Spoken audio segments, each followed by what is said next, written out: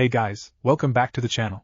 This is a story about what if Naruto has a golden eye in the chunin exam naruhina. Before I start, please support for more amazing content, and do consider subscribing to my channel and share this video with your friends. This is written by TenchiSaWaDa and link in description and support writer.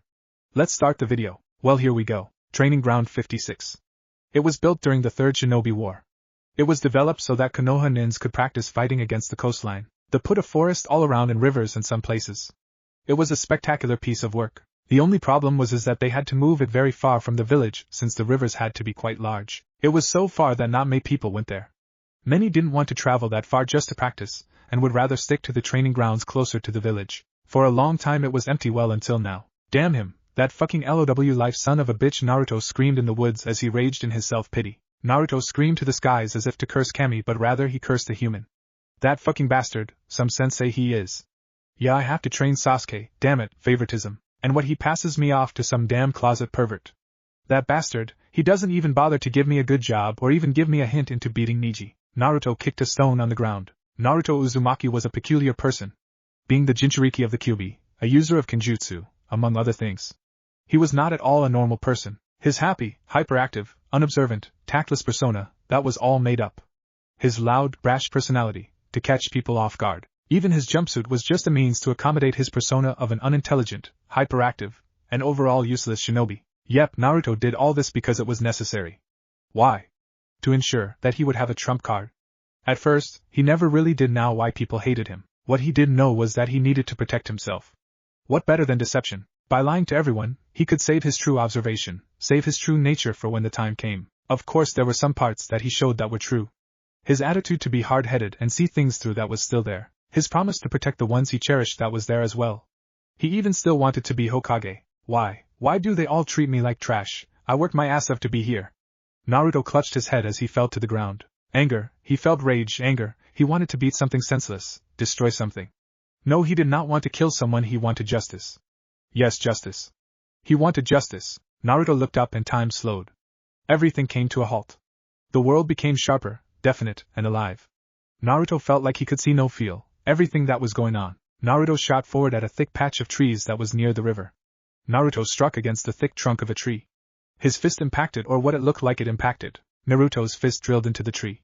But Naruto did not stop there. He moved forward, punching, and punching. He broke through the patch with trees faster than 30 loggers could. He reached the edge of the water, breathing slowly. He did not realize what he had just done. He did not realize the power he was slowly gaining. Naruto walked to the edge of the river and looked down. What he saw shocked him. His eyes were different. They were not blue like normal. They were not red like the Kyuubi's chakra. They were gold. Suddenly, his new golden eyes faded into his regular blue, and his body felt tired. Oh, so tired. Naruto dropped to his knees and panted.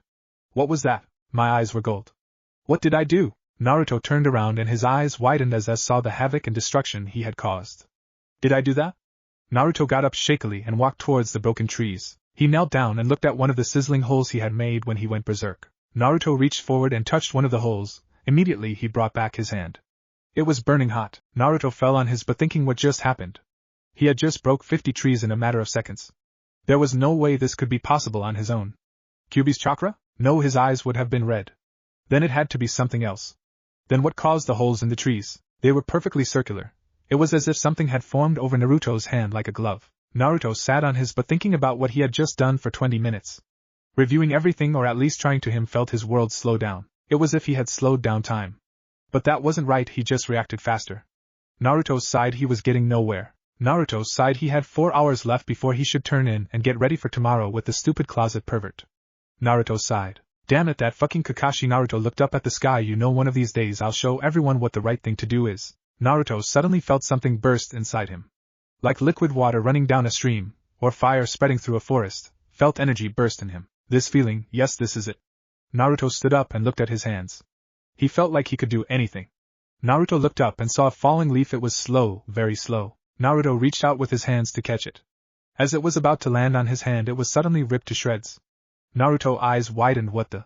Naruto blinked. This meant that something was covering his hands, but what? Naruto stepped forward to one of the fallen trees and placed his hands. As if like magic, as Naruto reached to touch the tree was being cut into tiny little cuts like a drill. So my chakra, or whatever this is making invisible gloves around my hand that cut incredibly fast. Cutting Iruka-sensei said something about cutting elemental chakra? But what was it? Naruto sighed as he looked down. Back to square one. I should test out the limits. Naruto lifted his head up and looked around. Okay, let's see if I punch in mid-air. Naruto faced a tree about 5 meters away. He took a deep breath, took one step forward, and punched while sending chakra through his arm. Without even touching the tree, he repeated the process as if he had punched it up close. So it also does range. How about slashing? Naruto repeated the process on another tree and once again it was successful. Alright, I don't know what this ability is, or the consequences of using it, but I know for a fact that I can use it to beat Neji. Now if I can do it with my arms, how about my legs? Naruto was about to lift his legs, when suddenly the energy left him and he fell to the ground. His body started shaking. It hurts. Naruto fell to the ground trembling. It felt as if all his muscles were being squeezed together and being stabbed. It continued like this for 3 minutes until finally the pain faded. Naruto lay on the ground panting, sweat pouring off him in buckets. Now I know the backfires. Naruto got up shakily once more and started walking home. He would experiment later. Next day, and so the training with Ebisu, the closet pervert, went. Naruto sighed and looked down at the water, getting ready. Feel the pain. Gathering his chakra into his feet, Naruto kept a constant flow as he attempted to walk on the water, keyword being attempted here. And being in a hot spring, the water was really, really hot. Quickly jumping out, Naruto's clothes was soaked, and you could literally see the steam rising of him. Why can't I get this? Naruto thought. Ever since he had been stabbed, or something, by that snake guy, he couldn't use his chakra correctly. It was as if something was turning his chakra the wrong way. Pressing on, Naruto continued to experiment in ways to stay on top of the water until he finally managed to keep one foot on the water without sinking or just dropping in on the first time. Moving from there, he attempted to take another step only for him to fall in again due to not adjusting the chakra correctly, or rather not being able to. Naruto sighed as he hoisted himself up on the stone street. I have to get this right. I have to prove to that so-called sensei that I can beat Neji. I can do this. Sealing his resolves, Naruto stood up once more. Putting his foot back out onto the water, his foot held firm. Attempting another step again, Naruto managed to put enough chakra to stay afloat, but as soon as he was fully on the water, his chakra fluctuated, and he fell in. Crap. Naruto thought disdainfully. And this went on for about an hour, with Naruto attempting to take baby steps and him falling in. Pulling himself up, Naruto was about to attempt it again when he heard arguing a ways off. I will not allow any shameless acts in my presence, shouted his substitute teacher. Almost 2 seconds later, Naruto heard something being summoned and then someone being slammed into the ground pretty hard that Naruto felt sorry for that person. Naruto, wanting a break, decided to check it out. Naruto got up and made his way over to the ruckus. Naruto found what he was looking for not too far away, around the corner actually. Ebisu face down on the ground, presumably knocked out, and some old guy on a toad with long white hair, a weird leaf metal headband, and a large scroll on his back. Okay, as interesting and amusing it is to see Ebisu get thrashed, me needed him for my training. Naruto sighed as he walked up to the old man on the frog. Naruto, deciding to keep playing his annoying role of the idiot in orange, yelled on the top of his lungs, "Hey pervert!" on the frog. The so-called pervert face vaulted at that and returned the yell in louder voice.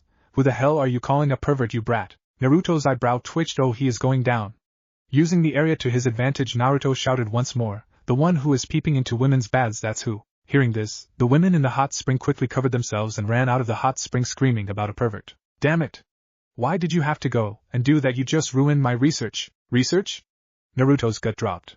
He could feel where this was going. Reaching into his shirt pocket, he pulled out a book that Naruto seemed familiar to Naruto. With an orange cover and the title Ika Ika Paradise, he finally recalled where he had seen it. Naruto's eye twitched once more at the relation of the book to the damn scarecrow. Hey, that's the book stupid Kakashi-sensei always reads. Jiraiya took note of the sarcasm and tone used by Naruto when talking about Kakashi but brushed it off.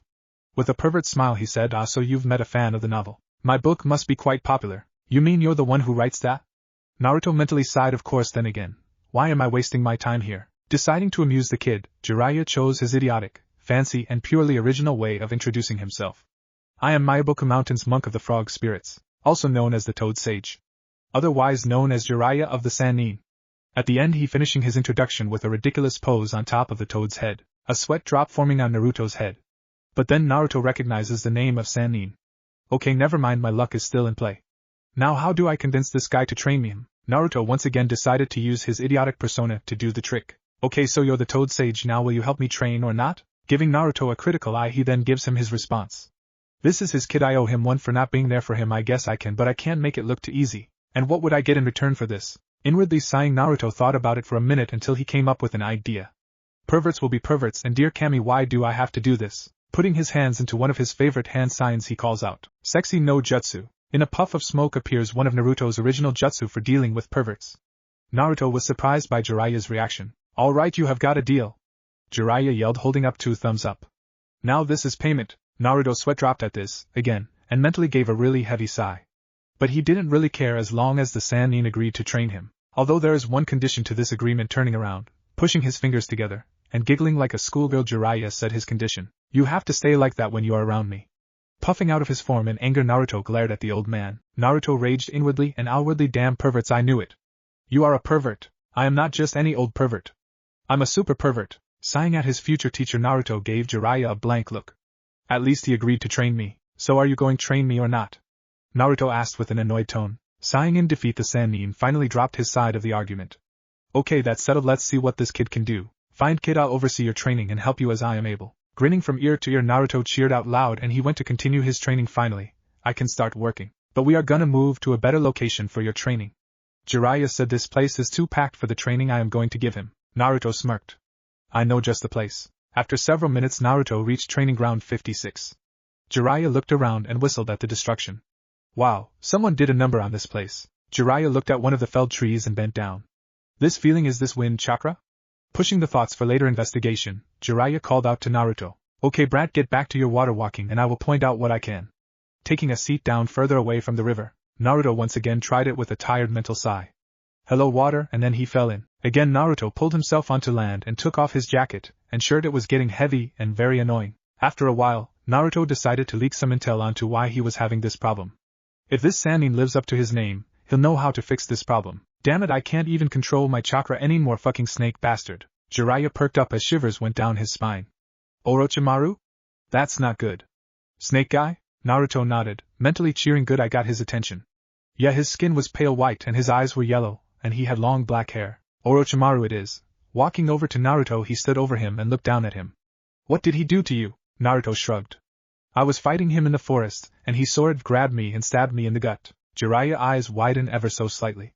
Tampering with QB seal, I'll have to take a look. Hey kid, I want you to channel your chakra again, but this time hold it, and don't step onto the water. Pretending to be confused by the request but not looking to disobey the Sannin, Naruto began to channel his chakra. Jiraiya watched Naruto's stomach. So this is the QB seal, first time I've seen it in person. Wait, what is this? The 5-pronged seal on the even seal makes an influx, blocking chakra from correctly moving. No wonder this kid can't control his chakra. Jiraiya sighed. Okay kid, I'll fix you up, close your eyes and get ready for pain. Naruto raised an eyebrow. Jiraiya, not waiting for Naruto, slammed his fist into Naruto's stomach. Naruto coughed. OWW, that hurt. Naruto doubled over on the ground and gasped for air. Jiraiya stepped back and nodded. That should do it. Naruto looked up and glared. Playing his part, Naruto yelled out, what was that? Jiraiya rolled his eyes. Just do the water walking exercise again. Naruto stood up angrily, but mentally he was grateful to the Sannin for alleviating his problem. Naruto could fully feel his chakra again, but for some reason it felt different. It was as if the chakra was supercharged. It felt so powerful, as if he could blow up all of Konoha with it. Naruto breathed slowly in and out and then stepped onto the water. Sure enough, he got it down. Yes. Naruto turned around and gave Jiraiya the thumbs up, saying thanks pervert. Jiraiya eyebrow twitched. Shut up. Brat. Okay, well whatever boy, keep up your training until you can't walk on water without falling, and maybe I'll teach you a cool jutsu. Good, he got it down. Maybe, just maybe, he can surpass you, Minato. Motivated at the prospect of learning something new, Naruto stepped onto the water once again and let his chakra stream out. But this time, instead of just letting his chakra just sit there, Naruto tried lowering the amount of chakra he used. At first he almost fell in, but when Naruto accidentally placed his chakra in certain places, he found out he stood afloat. Interested, Naruto decided to lower his chakra usage while at the same time test out different places of placing his chakra. Slowly but surely Naruto felt himself use less chakra to keep him afloat. After an hour and a half, Naruto's chakra gave in and Naruto fell in the water panting. Jiraiya smirked as he watched Naruto climb up the side and onto dry grass. Jiraiya stood over Naruto and hoisted him up. Okay brat, time for the technique. Naruto nodded tiredly. I'd better pay attention. Alright. Jiraiya hoisted up a summoning contract and explained him the basics of it. Naruto listened thoroughly, repeating it to himself to ensure that he got it correctly. Naruto sighed as he searched for usable chakra. I can't use this technique if I don't have any chakra. Wait a minute, what about that? Naruto thought about using his newfound ability. Maybe it was like a bolster that provided him chakra. No, Jiraiya is watching me. I can't. Another source. Oh, I see. Naruto looked up briefly at Jiraiya and back down at the summoning contract, his eyes widening at his realization. He wants me to use the Kyuubi's chakra. Jiraiya looked at Naruto and smirked as he saw the epiphany look Naruto had on his face. So he figured what I wanted him to do. Naruto stood up and took a deep breath. In his head he mentally cried out, "Give me chakra, you fucking fox." 1 second passed by, 3 seconds passed by, then Naruto felt a sudden rush of energy. Naruto noticed something as he was getting the energy. It felt similar to feeling he got from his new ability. Did this mean that his ability came from demon chakra? No. As Naruto felt the Kyuubi's chakra, this chakra was too malevolent, too wild for it to be the chakra he had felt earlier. Naruto pushed his thoughts for another time and went through the hand seals. Later, Naruto lay in his apartment and sighed. Okay, the Toad Boss will help me, so that's a bonus, but what about this feeling? Naruto raised his hand and looked at it. The moonlight shone on it. I know it's not the Kyuubi's chakra because it feels too different. Naruto sighed. There was only one place to go, the library. Nin library. Naruto quietly crept into the Nin section of the library and looked around. He needed to find something on elemental chakra. If the chakra that came bursted into him was elemental chakra, then he would have to investigate. Well, forbidden things call for forbidden action. Naruto put his hands into a familiar hand seal. Kagebunshin no Jutsu. A few pops later and 10 Narutos appeared. Moving quickly, each of the Narutos moved to a different section and started searching for scrolls or books on elemental chakra or something similar. Naruto does know that Kagebunshin does save memories. After 3 hours, the original Naruto went back to his apartment. Only then did he allow his Kagebunshin to dispel. As predicted, Naruto fell onto his bed, out cold from the heavy process of information. Next day, Naruto had talked to Jiraiya the day before, and Jiraiya said he had to do something for 2 days, so Naruto should practice on his own. I have 2.5 weeks left, I better make them count. Naruto thought. Naruto created 8 Kagebunshins and divided jobs among them. He had 4 Kagebunshins work on water walking, 2 Kagebunshins spar each other while one observed their mistakes, and finally Naruto had 1 Kagebunshin enter the new state. Naruto watched as the Kagebunshin closed his eyes and concentrate. After half a minute the Kagebunshin opened its eyes. Its eyes were golden. Naruto nodded, signaling that the Kagebunshin had indeed entered the state. Now then, if Kagebunshin can transfer information, can it transfer this? Naruto pondered the question for a while but finally decided that it was better to experiment. Dispel yourself, Naruto commanded. The Kagebunshin did so, and suddenly Naruto felt the rush of entering the state. As he felt the world slow down, and his energy rise, Naruto laughed.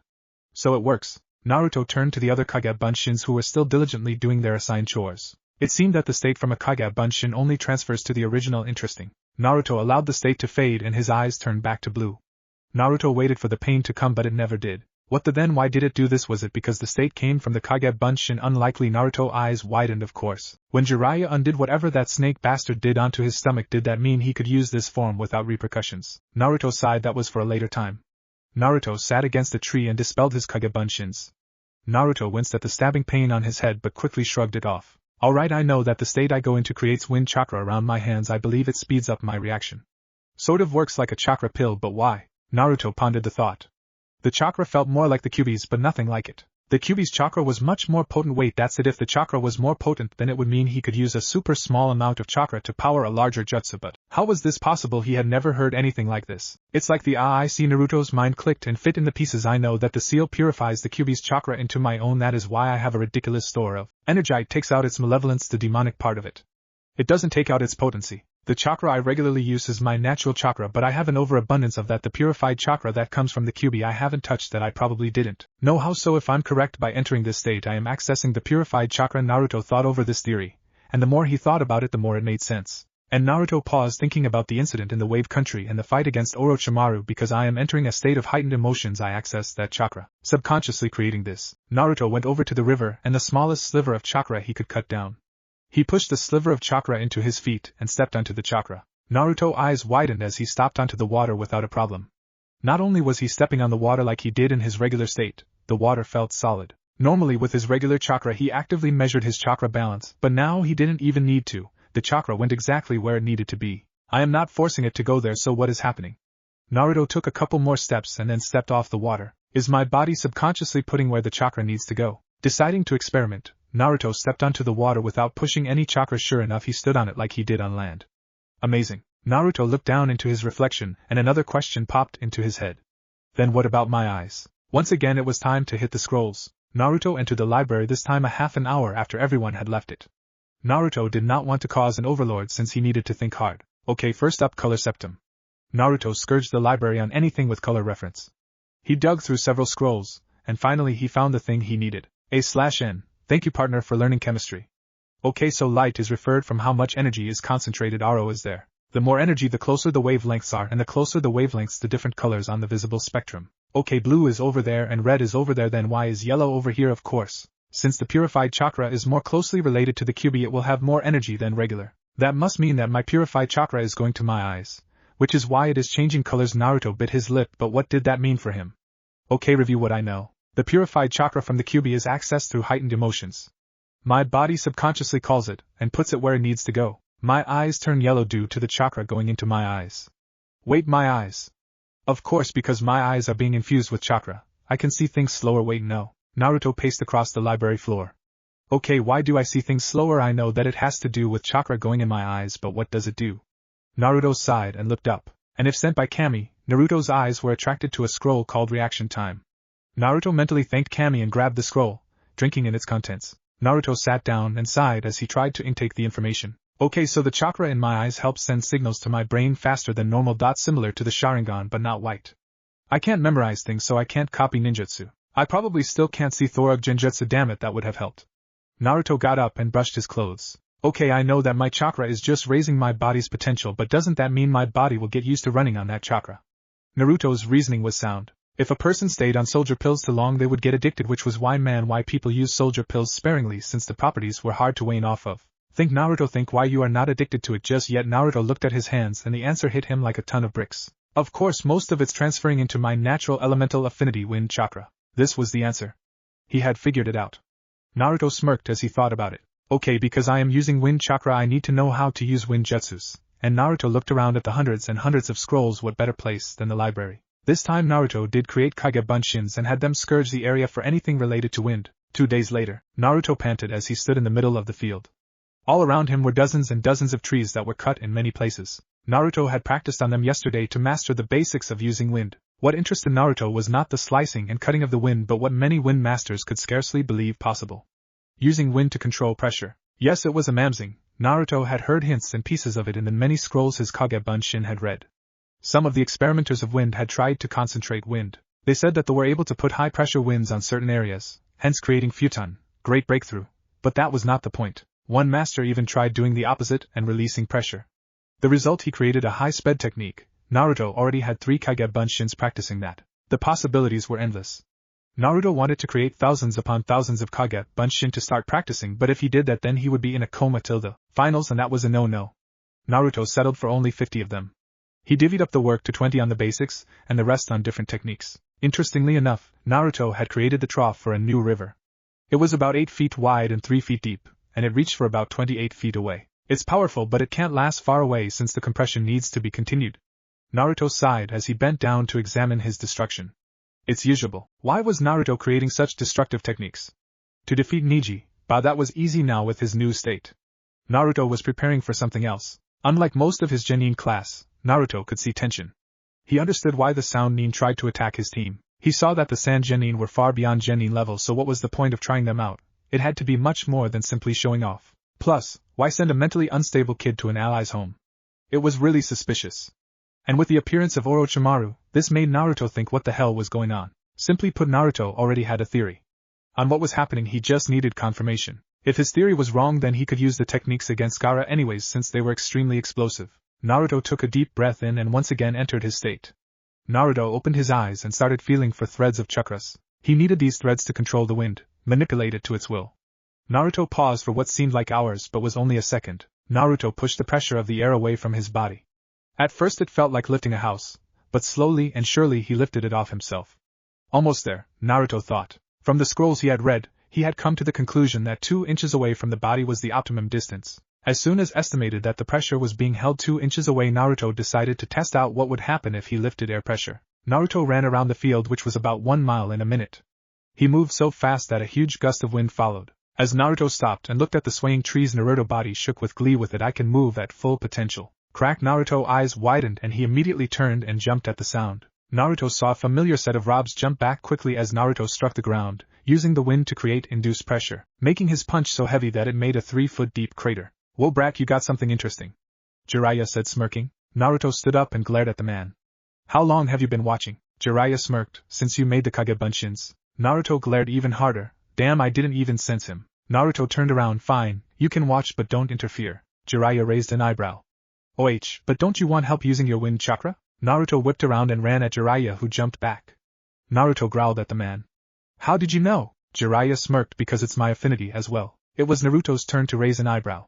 But do you even know what I'm doing? Jiraiya nodded. pushing wind in multiple ways to manipulate atmospheric pressure. You could literally create a glove out of nothing and make it heavier than a 10-feet boulder. Naruto nodded.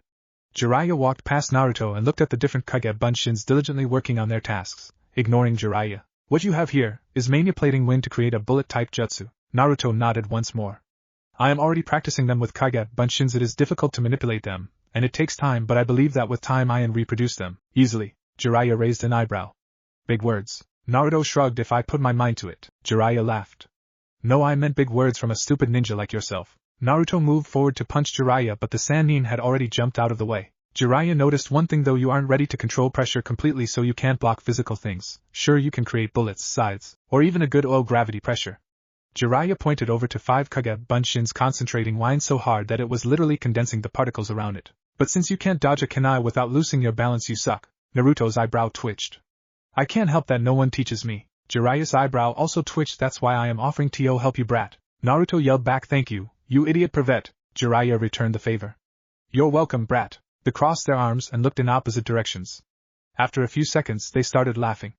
Jiraiya was the first to stop. Okay brat, let's start with blades. How many can you make? Day of the chunin exams. Naruto sighed as he once again put on his orange jumpsuit and Konoha headband. As Naruto was zipping up his jacket, he looked at the scars on his neck and sighed. Flashback. To say there was quite a change to the training ground was a huge understatement. It looked like someone had taken a gigantic Hokage mountain-sized butcher knife and slashed and hacked their way through it. Afterwards, 42 hurricanes or more came rolling in and blew the trees every which way. And afterwards several thousand flash floods came in, overflooding the river and making it impossible to know where the river ran before them. There were huge gash marks on the ground, so wide and deep they looked like a very narrow and miniature ditch. After a couple days, Naruto and Jiraiya threw out the acting and just worked. No more talking, no more bickering, no more nothing, just train and get the job done. You could say they bonded more closely this way.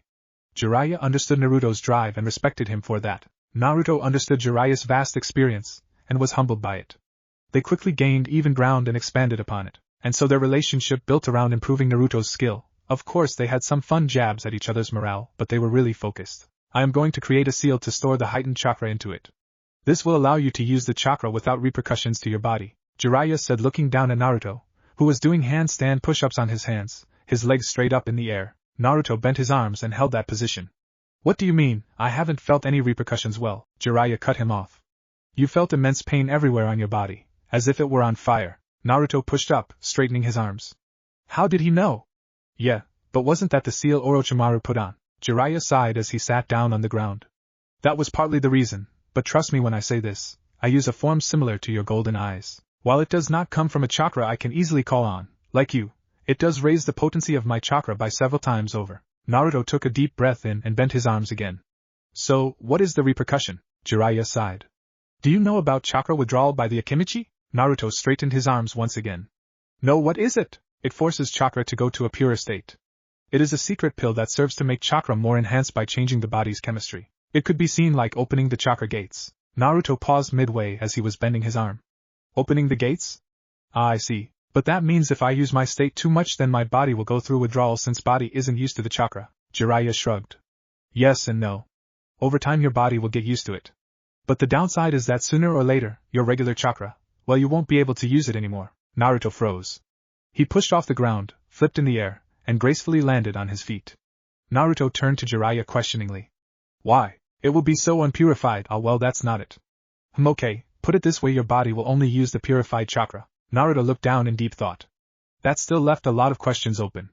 Though his body did subconsciously cut down the chakra to a manageable size, it still wasted some. Could he raise his chakra control to a point where he could use it perfectly?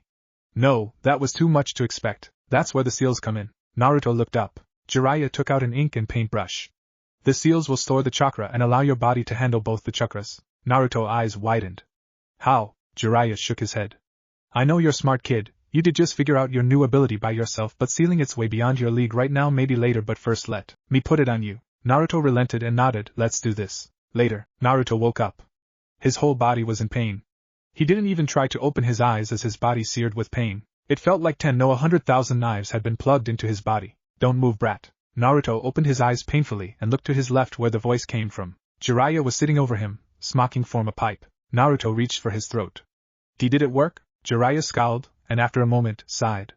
No. Flashback end. Naruto rubbed the scars. They twitched off and on ever since they had healed.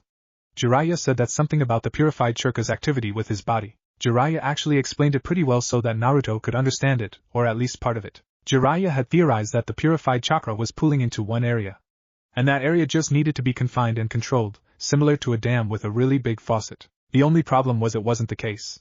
When Jiraiya had put the seal and started to activate it, Jiraiya immediately noticed something wrong and reversed it. Of course, the damage had been done and the purified chakra's momentum was lost, causing Naruto's system to go berserk as the regular chakra and purified chakra clashed like two opposing tsunamis.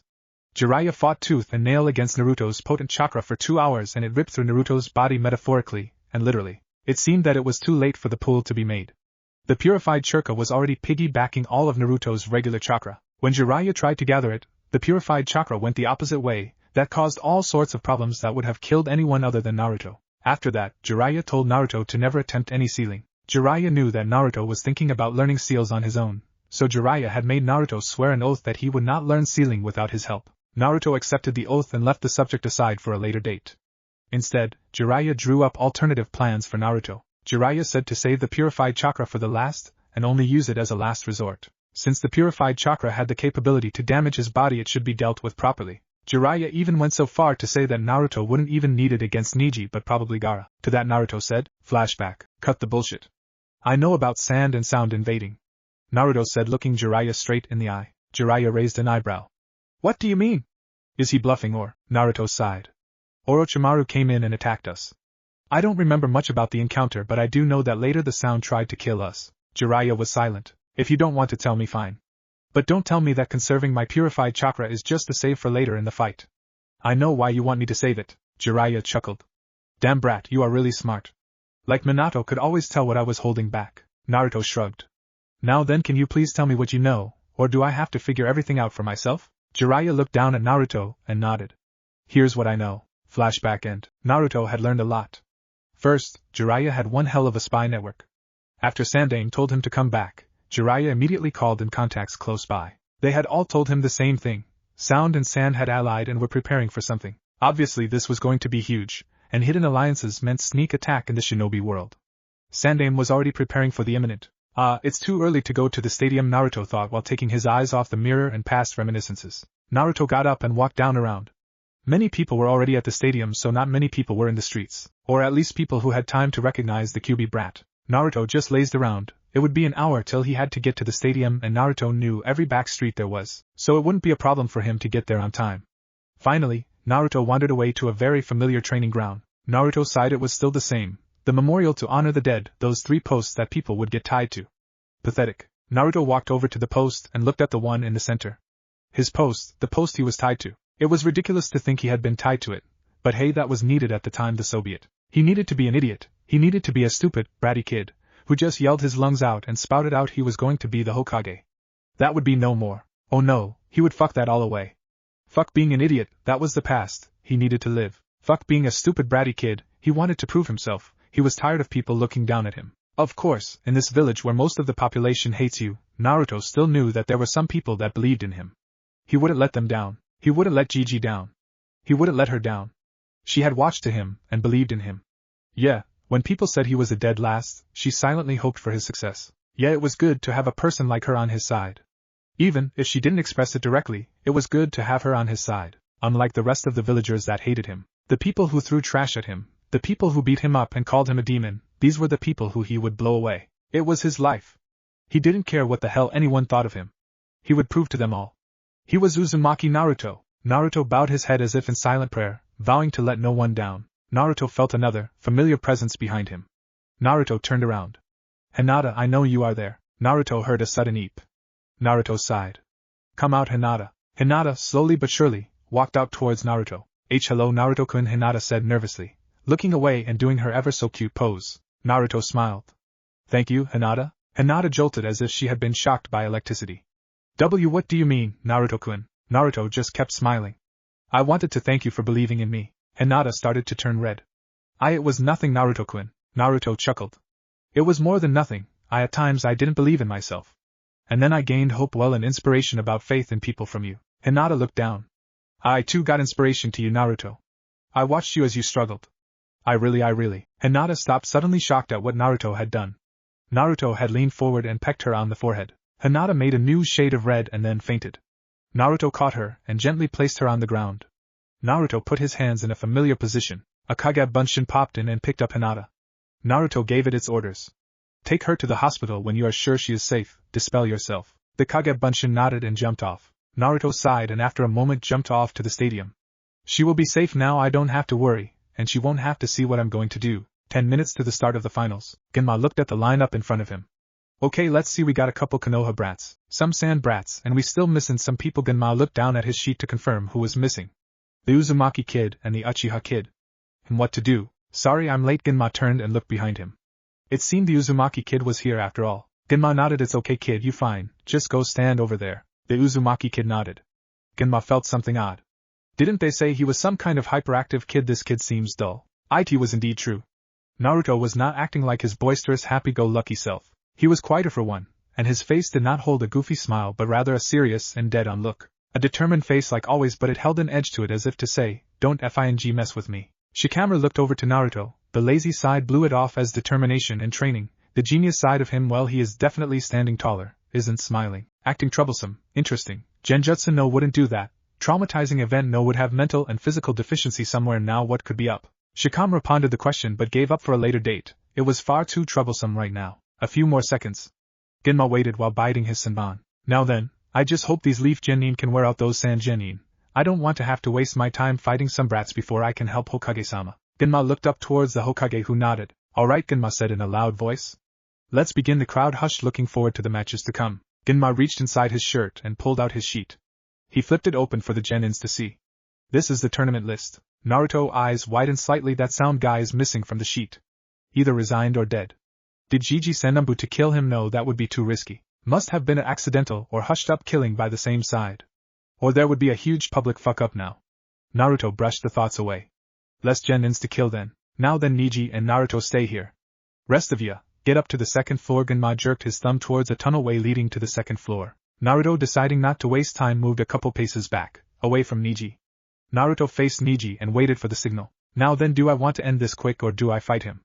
On one hand, I can beat him easy and conserve chakra for later on. That would allow me to save normal chakra for a mass Kage Bunshin and then use the purified state. I should really get a name for that state anyways. Okay, back to focus. If I beat Neji now, that'll make some people suspicious of me. Can't have that. Now on the other hand, I could slowly and subtly beat Neji. Of course that'll take more chakra, but then again I can easily use my golden eyes state. Yeah, that's a good name. During the invasion, I'm going to have to use it anyways to stop Hokage. Naruto snapped out of his thoughts when he saw Neji charge.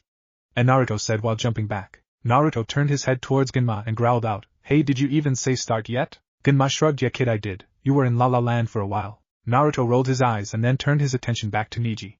Old school it is then. Neji sneered at Naruto. You should give up. Fate has decreed that I shall win this battle. Naruto raised an eyebrow. Is fate your bitch or something? Neji blinked. Naruto shook his head. I mean seriously, fate tells me this. Fate decided this.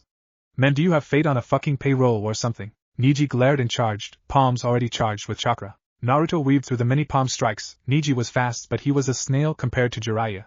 Naruto ducked under a strike to his chest. He crouched low into a horse stance. This is an actual stance from Taekwondo, my partner told me, and used a jab to Neji's stomach. Neji flew back and hit the ground hard. Naruto smirked. Pretty slow there. Maybe you should pay off some more god too. I think that'll be better against me since luck's on my side. Nay. Neji got up coughing. That last punch hurt, but he had taken worse from Gai-sensei. You arrogant fool, you cannot win against fate. Naruto rolled his eyes. Hypocrite, man oh man. Naruto looked down, scratching his head. How am I going to explain this to you? Naruto started walking forward towards Neji. Neji, suspicious, got into the Juken stance and waited for Naruto's approach. Naruto just kept walking, as if he didn't even notice Neji's aggression. Naruto walked closer and closer, until he was in perfect striking distance for Neji. Naruto sighed once more and said, Fate is for those who are blind. Neji's face twisted in rage. He moved forward while calling out 8 trigrams empty palm. Naruto smirked. Okay, concentrate chakra to your feet, and release and burst as you move your ankles. Naruto recalled the simple yet amazing technique made by a man that was called 9 Dragons. I will do a crossover later with the Breaker manga. Please read the series, it is very good. As soon as Neji came in close ready to strike, Naruto had vanished as if into thin air. Neji already had the Byakugan up and ready, but he couldn't find Naruto anywhere. That only mean one thing. Neji spun around him and dodged the kunais that were speeding towards him. Wah! That's pretty good intuition there, Neji-kun, Naruto said while sitting on the branch in the air.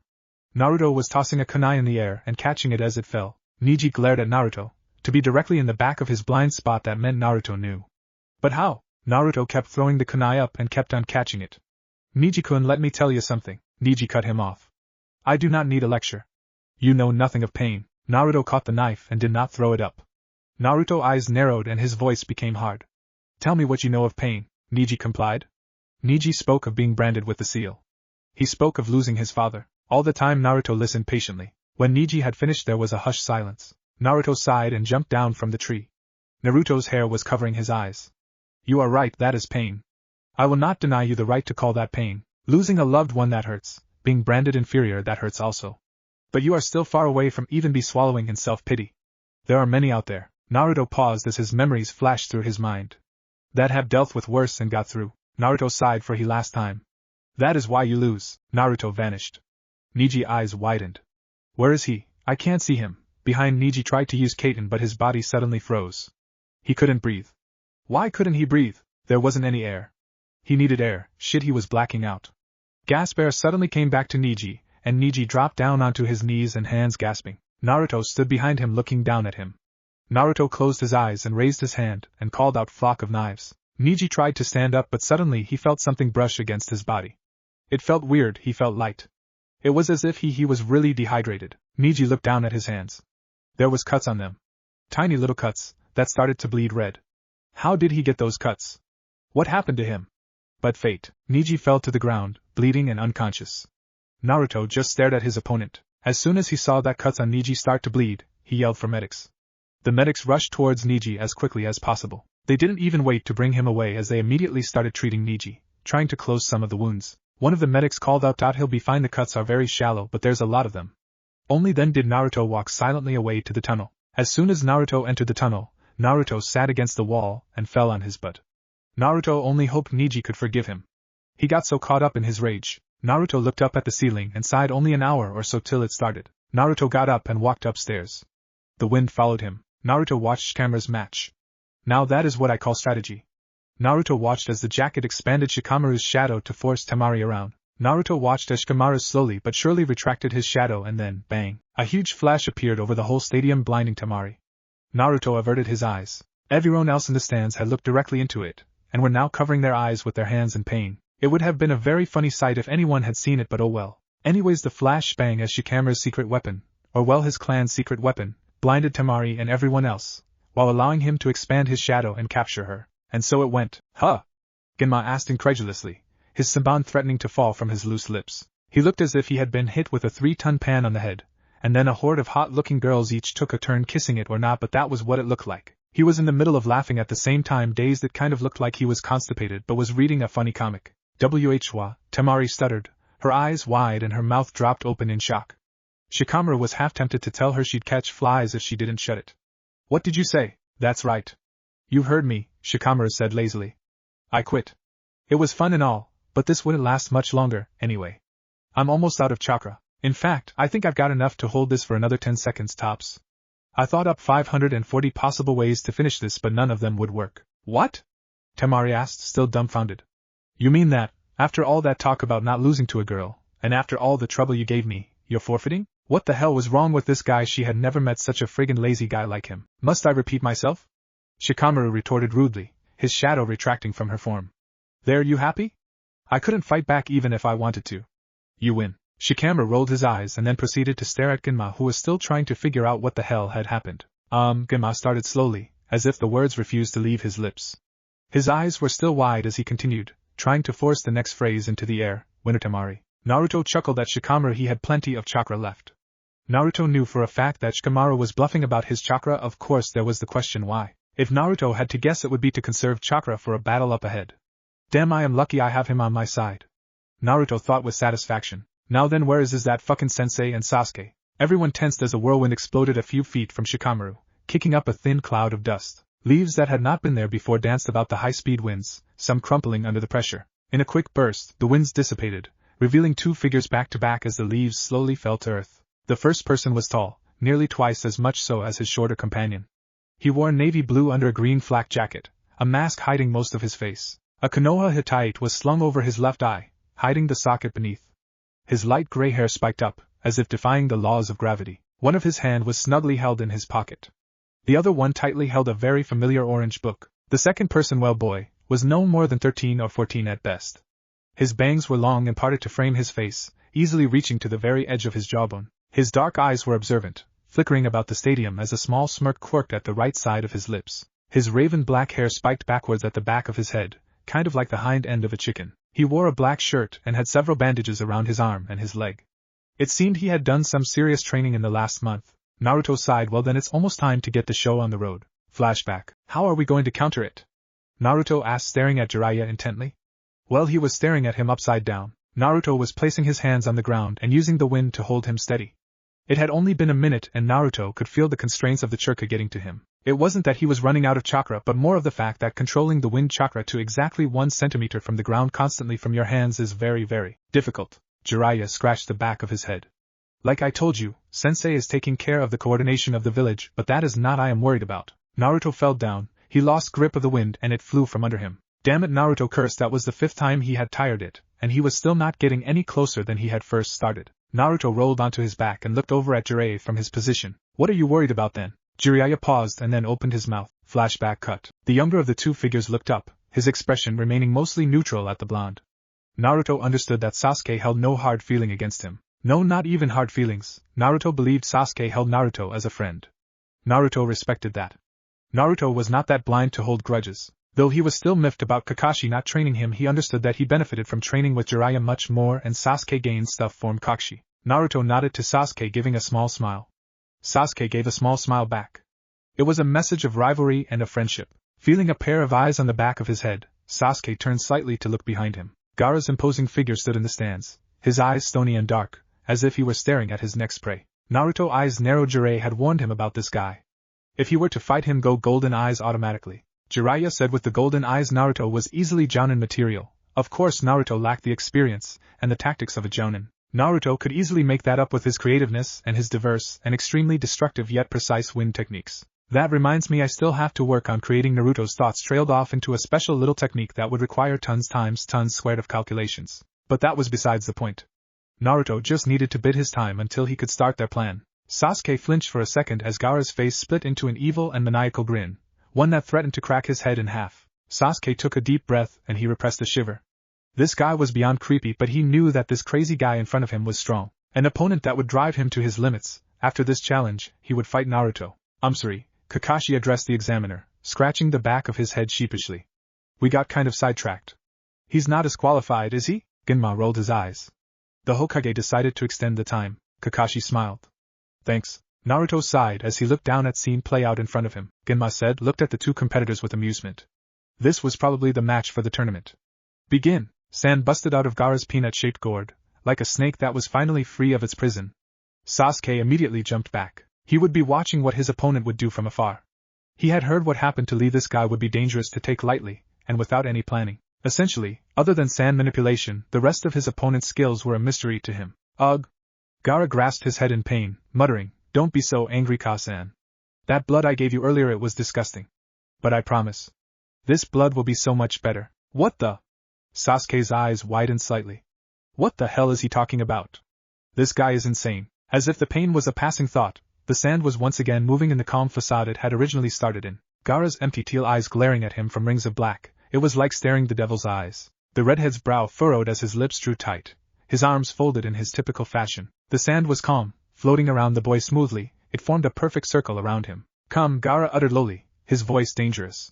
Sasuke noticed that the sand was subtly twitching as if calling for blood. In a blur, Sasuke dashed towards his opponent, kicking up a trail of dust as he moved. Naruto's eyes widened as he saw Sasuke move in. Is he crazy?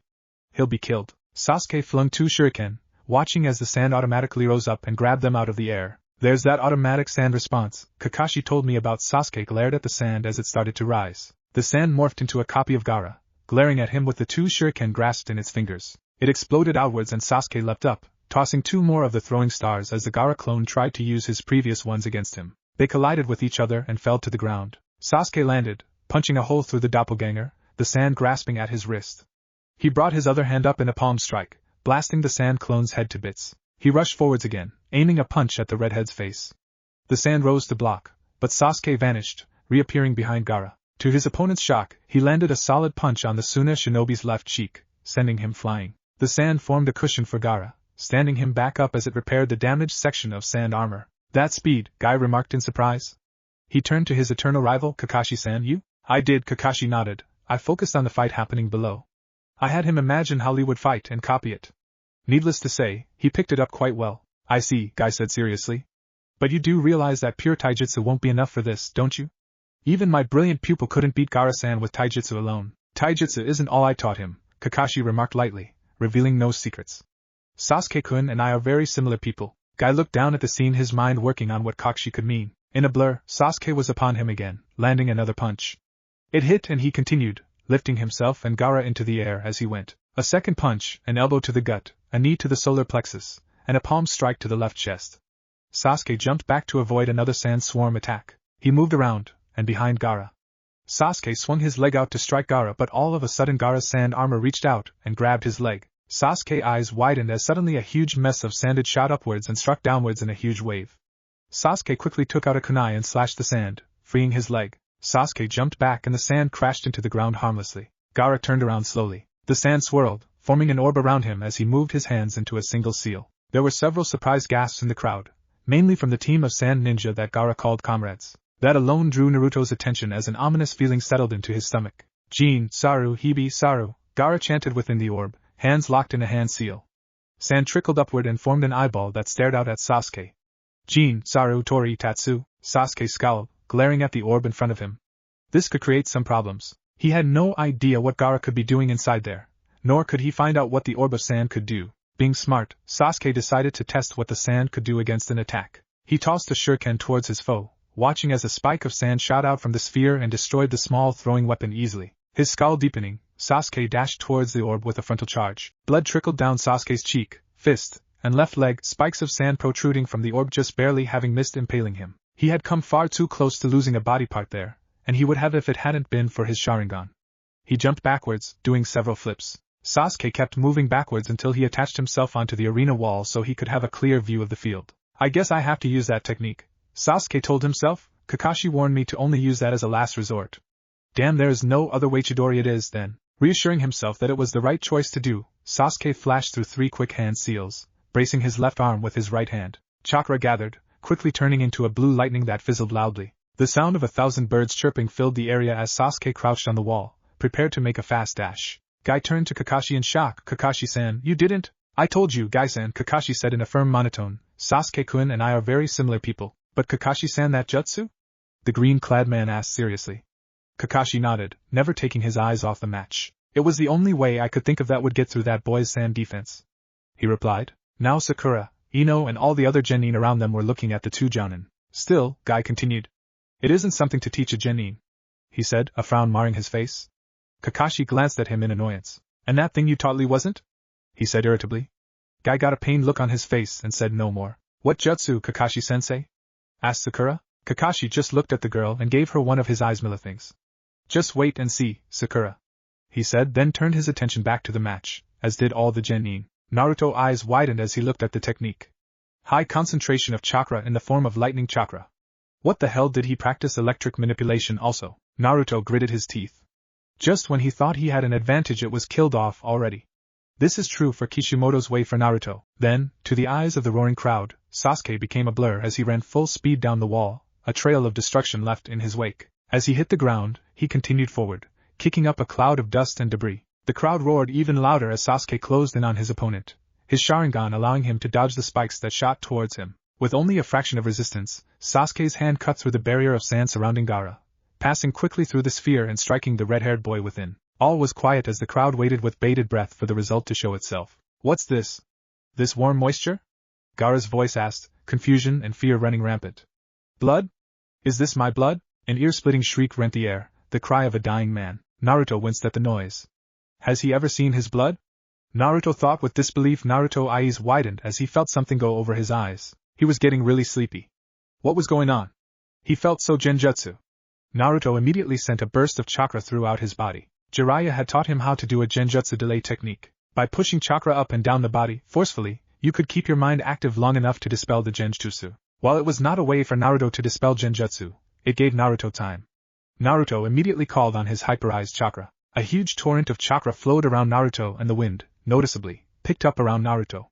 Naruto blinked once and his once blue eyes now had changed into golden ones. Flashback. You can't even dispel a simple genjutsu, Jiraiya yelled, skeptical of what he was seeing. Jiraiya had run Naruto into the ground, through several trees, a couple hills and a small river, and he was still making Naruto do more. Naruto lay on the ground panting. Sweat was beating down his back in waves.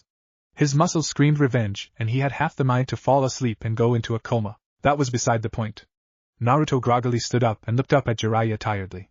I can't help it, I just can't manipulate my chakra fast enough to make a burst. It was true.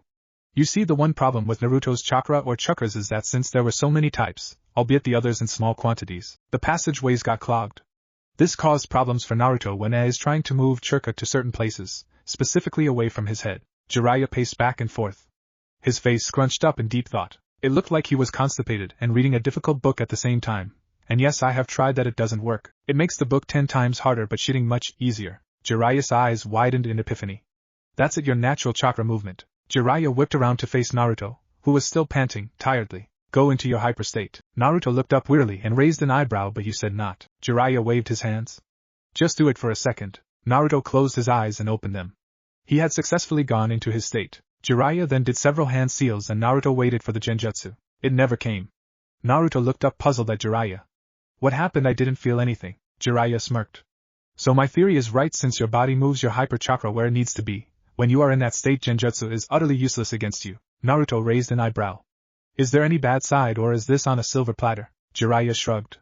There could be a possibility that moving of chakra away from your head could slow your reaction, but that would be a fraction of a second. Naruto nodded and stood up again. Okay, what's next? Flashback cut. Naruto smirked and turned as he saw several nins release the genjutsu.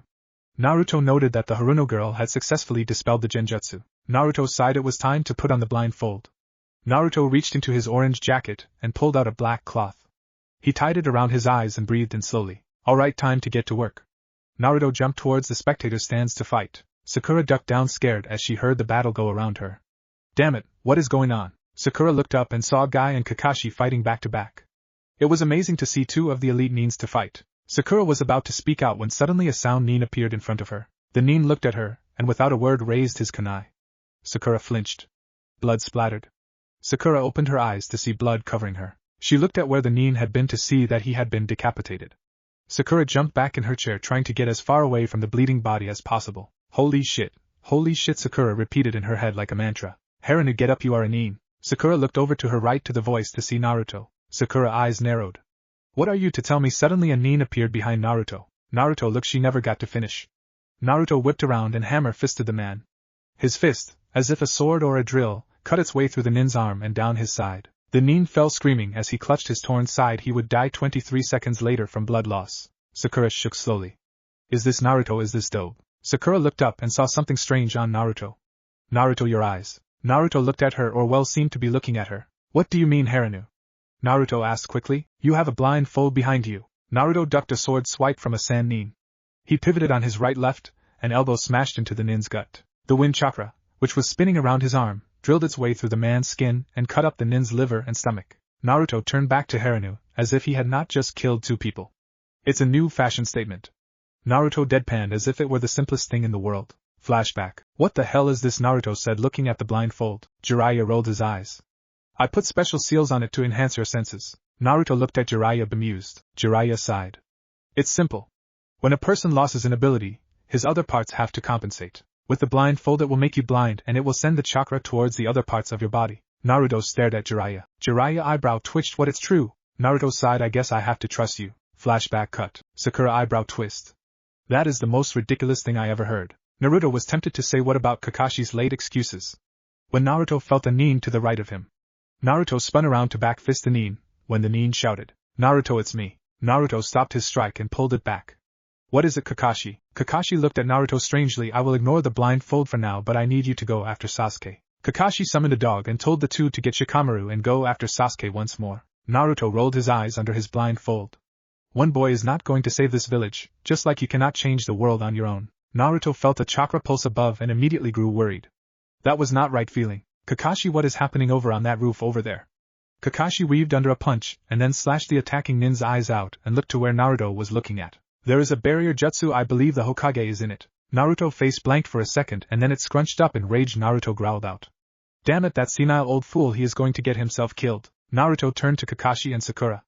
Go on ahead, I am going to do something. Naruto. This isn't. Shut up, Naruto growled, turning away from Kakashi.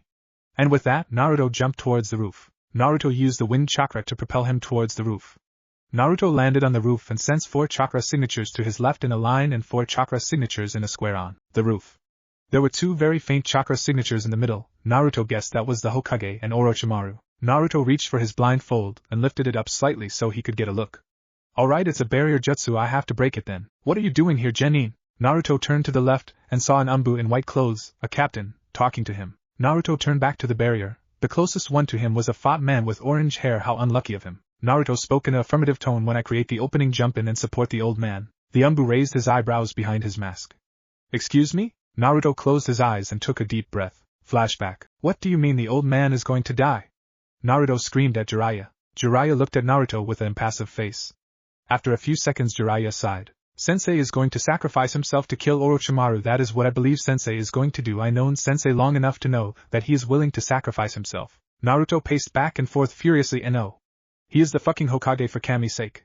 He is strong enough to kill Orochimaru without dying. Jiraiya scoffed. That would be true 10 years ago. Now I just don't know. Naruto dropped to the floor, his hands holding up his head. Then what the hell do we do? Jiraiya at this smirked. We foil Sensei's plan. Flashback cut. Concentrate chakra in a spherical pressure between your hands.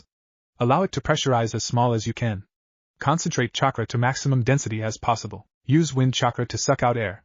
With restriction gone, allow chakra to compress even further. Naruto quickly went through the list of instructions he had derived from a scroll on pressurization and gravity. And finally Naruto pushed his hand together, but it stopped suddenly. A wall on both sides of the chakra appeared in front of him. Naruto opened his eyes and in front of him, swirling around in wind, was a black orb of vacuum. Naruto smirked. It worked. The intense friction caused by the wind moving against each other at such a high pressure caused vacuum to form. Normally it was just dissipate, but if you added chakra to it, not only would the vacuum hold, it would create heat, enough heat to melt through a mountain like butter. Naruto shakily raised the ball of vacuum up to the direction of the orange man. The vacuum was so powerful Naruto's body automatically compensated by pumping chakra to retain the pressure and keep Naruto from blowing himself up. The orange-haired man looked skeptical at the jutsu. He could only use this move once during the Golden Eye state. He didn't have enough control over the hyper chakra to cut the cost of the jutsu more than once. Naruto stepped forward, pushing the highly condensed orb of vacuum. It shot forward like a raging missile at the orange-haired man. The orange-haired nin looked at it in surprise. He tried to dodge, but it was too late. The orb impacted the barrier, went through it and hit the man. The nin screamed in pain as he clutched his head. Steam rose off him and suddenly his body burst into melting pieces of flesh and blood vapor. The barrier flickered once, twice, and then it briefly fell. The sound 4 or well the sound 3 now eyes widened. Sakan yelled out, Yukon, get over there. Another body suddenly appeared out of Sakan's body. Yukon ran towards the other side as fast as he could. Luckily the Anbu made it into the area, long before Yukon even reached halfway to where the orange-haired nin was. The Anbu captain shouted out, Turtle, Lion, go take out that nin over there. 2 Anbu immediately jumped off to hold off, or even kill Yukon. If they could stop Yukon, then they can bring in more nins. The Anbu captain turned back to the Hokage who were just starting to fight. The Hokage threw a shuriken and flipped through several hand seals. Shuriken Kage Bunshin no Jutsu. Suddenly the shuriken multiplied into dozens of spinning blades. Orochimaru smirked and placed his hands into a certain seal, a forbidden seal. The Hokage eyes widened. That seal is... Orochimaru raised his hand. For Hokage Shiki Jijuen Jutsu, Hokage Style Force Retirement Jutsu A/N. Okay, I know it's not for this purpose, but hey, I'm gonna bend the rules a bit. Suddenly 9 wooden pillars surrounded Orochimaru. Orochimaru's eyes widened. Damn this jutsu. Orochimaru jumped out of the spot and faced the now group of 3. Tora landed near the side of the Hokage. Hokage-sama, we are here to help. Sarutobi nodded. Alright then, it looks like I can live today. Sandame's eyes briefly turned to the young boy. Cause of this. Naruto looked into Sandame's eyes and smirked. Then Naruto jumped away to go after Shikamaru and Sakura. Here we go! Naruto sped through the trees as fast as he could. Well, okay, that's not true. He was not using his golden eye state. Why? Because he had to save it. How else was he going to fight Gaara? Naruto hoped through the boughs, adding chakra to his feet as he went. He would have plenty of chakra to spare when he got there, of course, but time was all that mattered. For all he knew, Sasuke could be dead and Sakura would die with him. Even though he did not want them as teammates doesn't mean he didn't value human life. He was treated lower than shit, but at least these guys actually looked at him, and questioned him on how he was doing. It felt nice to be actually looked at other than a demon, other than some freak. Naruto gritted his teeth and pushed off another tree branch, launching him even further after Sasuke and Sakura. Now you all are wondering, how could he even find them? Simple really, he was feeling their chakra. Or at least the chakra spikes. Jiraiya had told him that they needed to work on his sensory, even just a bit. Because when Naruto didn't have the blindfold on, he couldn't sense anything. Not true of course, but Jiraiya liked to make his insults harsh so that Naruto would be more determined to prove him wrong. So what Jiraiya did is have Naruto. Flashback. Naruto took in a deep breath and waited. He looked straight ahead and resisted the temptation to turn around. Any second now it would come. Naruto heard a rustle but didn't react. He knew that would be a fake, a bait if you would. Naruto relaxed his muscles that had tensed up at the noise. It wouldn't help him if he tensed up. Now then how I'm dash Naruto's eyes widened as he felt the wind tickle his back and he back flipped immediately. A horde of sticks with very pointy edges flew under him. Naruto smirked as he watched them hit a tree on the other end of the field. Naruto's glee formed the success wouldn't last long. Naruto's eyes widened as he felt the wind tickle his right side. Naruto shifted his body and glared at the approaching sticks. Naruto lashed out with both his arms. Futon air rift. Suddenly as if a magic wall appeared. The sticks seemingly bent around Naruto, avoiding him by centimeters. It was as if the sticks were all afraid of Naruto, and all of them stayed away from him. Naruto had learned in his readings that it was easier to divert something than it was to stop it completely, using wind chakra. Naruto fell to the ground and stood still. He reached out with his senses trying to feel for the enemy. Left no, just a falling leaf. Behind? Naruto slowly lifted his right leg. Tentatively, as if in the middle of a minefield, Naruto placed it gently behind him. Naruto allowed the ball of his feet to touch the ground but he kept the hell up, just in case he needed to spring off. Naruto allowed his chakra to reach through the edges of his fingers. It would be easier to create sharper wind blades from the edges, since the finger was smaller than the arm. Naruto held his breath. Naruto felt something to his back. I was right. Naruto moved forward, to buy time, and then jumped out to his left. He placed the palm of his hand on the ground. Using his hand and arm like a lever, he turned and slashed outwards with his right arm, sending out a slash of wind chakra. Naruto's eyes widened as he saw a rope hanging from a tree. A trap shit, a decoy. Naruto turned around. He was too late to react. Naruto was hit very hard on the head by a heavy rock. Naruto fell to the ground clutching his head. Ow ow ow ow ow. Fuck you Jiraiya. Jiraiya came out laughing. In his hand was another stone. He tossed it up jokingly and mockingly. Naruto stood up slowly, rubbing his forehead. Asshole, Jiraiya rolled his eyes. It's not my fault you can't sense my chakra signature. Naruto glared and then muttered. Like I can sense someone who has a level of a Sannin. Jiraiya rolled his eyes. Anyways, let me teach you a trick for sensing chakra spikes then. Naruto looked up, his face mixed with confusion. Chakra spikes? Jiraiya nodded. Every time you use a jutsu or chakra for that matter, you are sending an echo out to the world. Of course it gets weaker as it goes out, but if one is good enough you can censor a jutsu about 3/4 of a mile out. Naruto's eyes widened.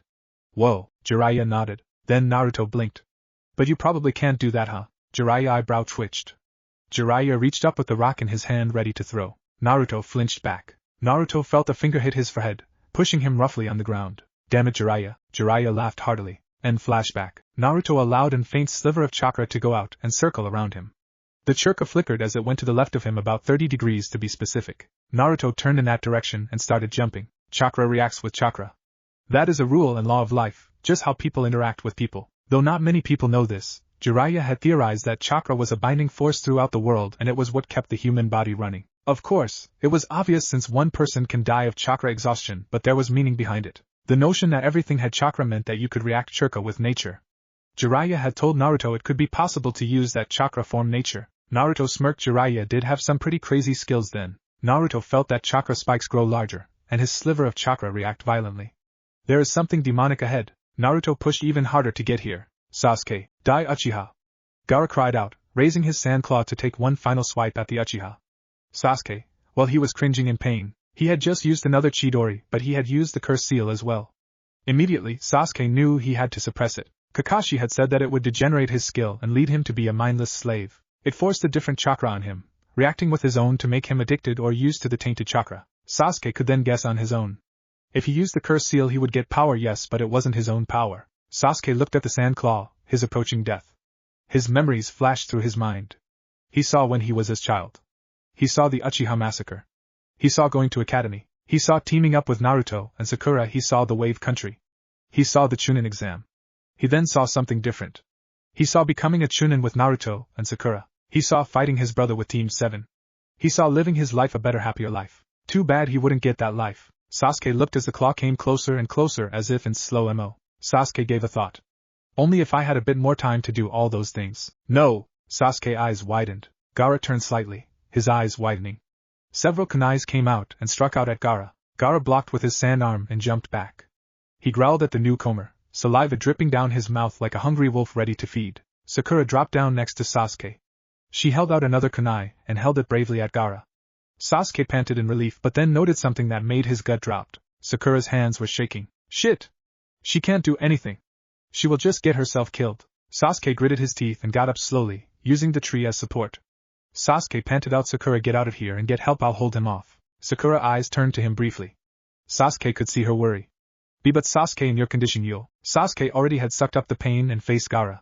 Don't worry, what matters is Konoha. Gaara had enough of the talking and charged forward ready to strike. Futon, force stomp, a huge gust of wind pushed everything down. Sakura and Sasuke, who were on a bough, held on to it for dear life. Gaara, on the other hand, was in mid-air and fell 40 feet crashing into the ground. Of course the sand covered him, but the impact still hurt horridly. After the gust of wind had died down, Sasuke and Sakura looked up, their eyes widening as they saw their savior was. Naruto was standing proudly on a higher branch. His arm folded in a tight bunch, and his leg was smoking, probably from using the jutsu before. Naruto looked down, glaring at Gaara, who was trying to stand up. Sasuke felt his muscles relax. He had a chance to live then. Naruto glared as he watched Gaara stand up. A Jinchuriki like me. A brief wave of sadness and yet relief passed through Naruto. It was lightning to the soul that you now know you were not alone in the world, but at the same time to fight your own kind. It really was complicated. Naruto reached into his jacket and pulled out his blindfold. He would have to go all out on this one. Gaara looked up and saw Naruto and grinned. You are the one that makes my blood boil with excitement. Naruto put on his blindfold and sighed. Naruto drew strength from his resolution and a, now familiar, burst of energy erupted within him. Naruto looked down at Gaara, or at least seemed to be, sighed once more. Gaara, why do you fight? Gaara glared at Naruto hungrily but still answered the question. I fight to prove my existence. Naruto nodded slowly. As do I. Sakura and Sasuke's eyes widened as they listened in. But suddenly Naruto disappeared and then reappeared next to Gaara. But I also fight for my friends. Gaara's, Sasuke's and Sakura's eyes widened. I didn't even see him. Naruto took a deep breath and said in a monotone voice, while raising his arm. Futon, Dragon Claw. Naruto brought his arm swishing down. There was a howl, like piercing wind. Several trees fell around Naruto. Sasuke and Sakura had to jump several trees back to stay on a tree that was not cut down. Sasuke gritted his teeth as he saw Naruto's power. How did he get so powerful? Naruto turned around and sighed. I am sorry, and he whispered softly. Brother. Naruto started to walk away but suddenly something erupted behind him. Gaara erupted from the trees, his claw outstretched towards Naruto. Don't be sorry. Just die. A mad grin covered Gaara's face. Finally he had a person who would satisfy his existence. Naruto leaned backwards and allowed the punch to go above him. Gaara had leaped when he was trying to strike Naruto, so his momentum and carried him forward towards Naruto. Naruto waited for just a second and then backflipped. His foot directly connected towards Gaara's face and shot Gaara upwards. Gaara spit blood as he flew up. Naruto gritted his teeth. I guess I do have to stop you then. Naruto disappeared. And suddenly multiple Narutos appeared. They were all around Gaara as the seemingly stuck Gaara in one area and then faded away like a ghost. They were not Kage Bunshin but after images. Gaara cried out in pain as the wind chakra cut away his sand armor and cut some muscles and tendons. Of course they will be reattached later. Naruto appeared back on the forest floor, looking away as Gaara fell to the floor. Naruto spoke a few words. Futon, Storm Rage. Suddenly blood spurted out from Gaara's arms, legs and even stomach. Temari, who had been watching from afar, could not take any more. Gaara! She cried as she made a desperate dive for her brother. Temari had brought out her fan and swiped at Naruto. Naruto had already sensed her and raised his arm. As soon as the slicing wind had reached Naruto, it dissipated harmlessly like a gentle breeze. Temari didn't have time to be in shock that her jutsu did not work. She jumped around Naruto and went to Gaara's side. She opened her fan in a defensive position and positioned her body between her and Gaara. Temari glared at Naruto as she cradled Gaara's bleeding body against her own. She didn't care that his blood stained her clothes. He was her brother, and that was what counted. Gaara, are you all right? Temari asked in a hushed whisper. Gaara's sand form had long dissipated after the Futon, Storm Rage. Gaara was still conscious but in deep pain. I'm fine.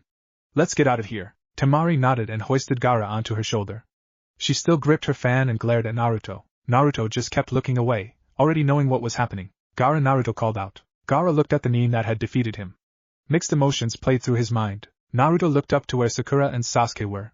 When you understand that there are people you need to fight for, you can gain true strength from that strength that I gained as well. Naruto turned his back to Sasuke and Sakura and faced Gaara. Naruto removed his blindfold and Temari gasped at what she saw, and Gaara's eyes widened. Naruto smiled.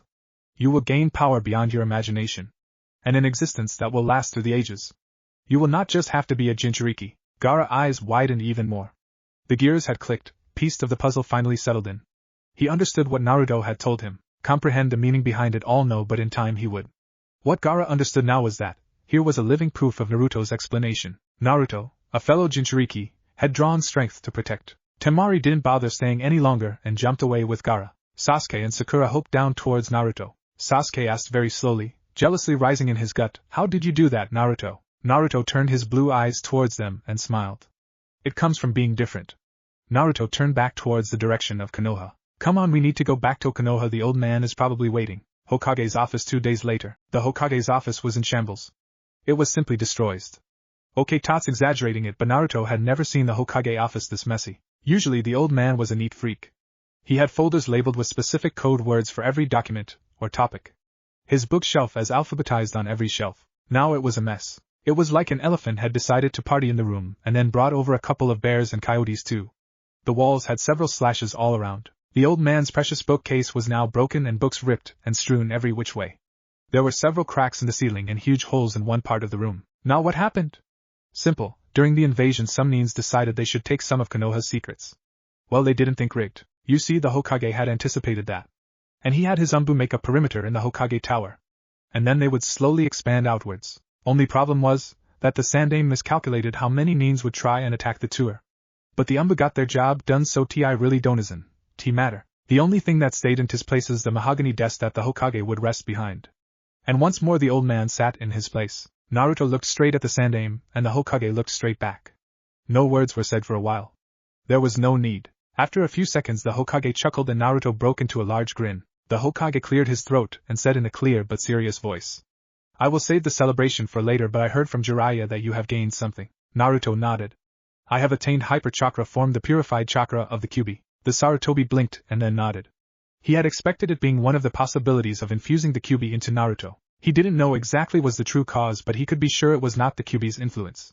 Then, the Hokage then turned to look outside the window and called out, "You can come in, Jiraiya." Sure enough, the white, spiky-haired nin came through the window. "Yo, brat." "Hey, sensei." Naruto nodded and turned back to the Hokage. "I'm assuming you are no just gathering us here to have a debrief?" The Sarutobi nodded solemnly. "I am choosing my successor." Naruto's eyes widened, but Jiraiya's face remained neutral. Jiraiya had already known this was coming. "It's Tsunade, isn't it?" Sarutobi nodded. "How did you know?" Jiraiya scratched the back of his head and sighed. "Let's see, first of all you are going to need someone who is able to provide morale. Why not one of the Sannin? But you can't choose me since I need to maintain the order of my spy network. So the only choice is Tsunade." Sarutobi nodded. "Good, you still have a head in you."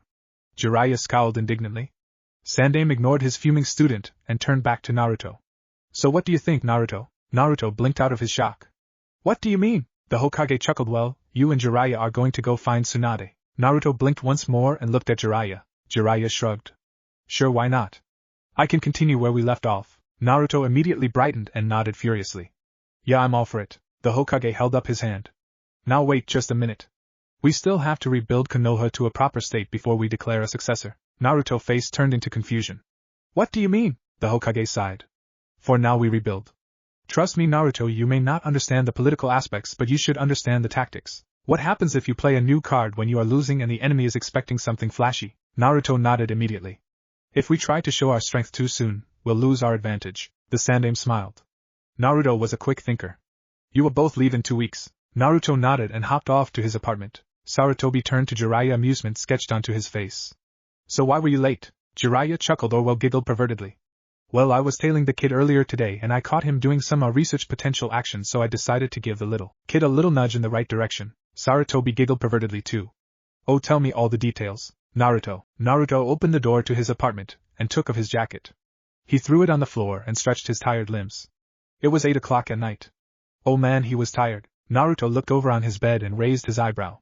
There was a set of clothing there, just lying ready to be used. Naruto walked over and held up the top article of clothing. It was a black jacket. It had several straps on the side, ready to hold scrolls or even a blade. It could be zippered up and it even had a hood. Naruto gripped the side of the jacket, and noticed it was denser than usually. It's light but it feels like a chunin vest. Naruto placed it down and spotted something pocket out from one of the inside jackets. It was a neatly folded letter that was addressed to him. Naruto raised an eyebrow at it but opened it with curiosity. Yo brat, Naruto could already figure out who sent it to him. These clothes are for you. Naruto rolled his eyes, that much was obvious. I understand you have a thing for the Hyuga girl. Naruto blinked. He had a crush on Hinata. Naruto thought for a moment. Well, she was cute, and she did support him a lot even if she didn't show it openly. She was pretty cute when she would shy away. Naruto shook his head out of these thoughts and turned back to the letter. I even saw you kiss her. Naruto blanched. Oh shit, that's right, he kissed Hinata. OHSHIT. Holy shit, how was he going to explain to her? He wanted to make her faint so he could take her to the hospital. Oh shit, oh shit, oh shit. Naruto paced back and forth, his mind racing a mile a minute. Okay, slow down, Naruto. First of all, think it through. How am I going to explain to her? I can probably brush it off, maybe. Avoid her? Say it was just a dream? Damn it, so many complications. Naruto palmed his face in agitation. Naruto turned back to the letter and continued reading. So I made you this jacket. Now before you got and think, what the hell does this do for me? Well, use this to try and get to know her. I've put seals on it so that not even the Byakugan can see through it. Of course, this won't block your chakra signature, but it'll cover your identity to talk to her. Naruto smirked as he finished the letter. Damn it, Jiraiya, I'll have to kick you in the ass later. Naruto grabbed the black clothing and pulled it on. Hinata. It had been 2 days since she had found herself in the hospital. She had remembered talking to Naruto, and him moving towards her, but that was it. Every time she thought of the memory, she would blush heavily. Hinata decided to take her mind off things and try training again. Of course, this may not be the best idea. Hinata didn't want to be in her clan's house right now. What is a lady doing out here in the middle of the night? Hinata spun around surprised. She looked over to a patch of trees on a small hill. There was a man clad in all black clothes. He was sitting down at the base of the tree, his back snug against the trunk of the tree. Hinata couldn't see his face because the shade covered it completely. Hinata was about to get into a fighting stance when she saw the Konoha headband hung proudly from the man's belt. The most interesting part of the picture was the tea set the man had next to him. Obviously he was waiting for someone, since there were 2 cups sitting neatly on a small table. The teapot itself was on a small burner next to the table. Hinata approached the man slowly. Gee, good evening, sir. The man nodded. Hinata would have guessed he was smiling due to his body language. Said, I do not have a partner to sit next to anymore. A realization hit Hinata. This guy must have lost a partner in the line of duty during the battle. Hinata cautiously walked forward and sat down. The man nodded in gratitude and poured 2 cups. So what is your name? The man asked. Hinata. Hyuga. Hinata said out quietly. She slowly reached for her cup. The man nodded in approval and sipped his tea. A very strong clan. Hinata nodded slowly. Why yes, at least some of them are strong, those like me aren't. The man bowed his head. I didn't mean to bring bad memories, please drink, it will help you relax. Hinata nodded. She took a small sip. It was good. It had a strong mint taste to it. At first it was bitter but sweetened as she swallowed. So Hinata-san, why are you out here late at night, training the night away? The man asked, tilting his head.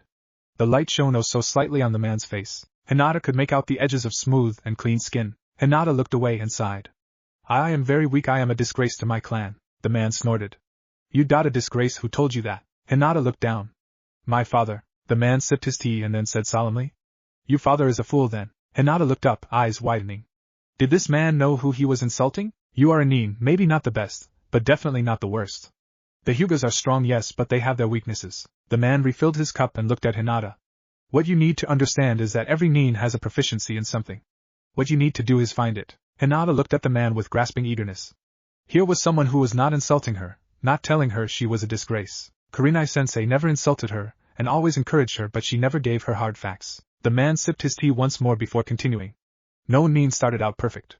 They all had flaws, only the great persevere. Hinata nodded, listening the insight with humbleness. The man sighed as he put his cup down, and Hinata blinked. I am rambling again. The man turned back to Hinata. Please tell me about yourself? It is unrespectful to lecture someone when you know nothing about them? Hinata paused for a bit but then nodded slowly.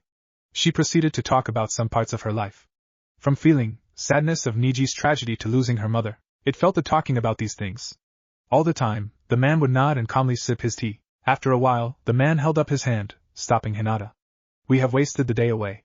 I am sorry for keeping your time, miss. Hinata blushed and nodded.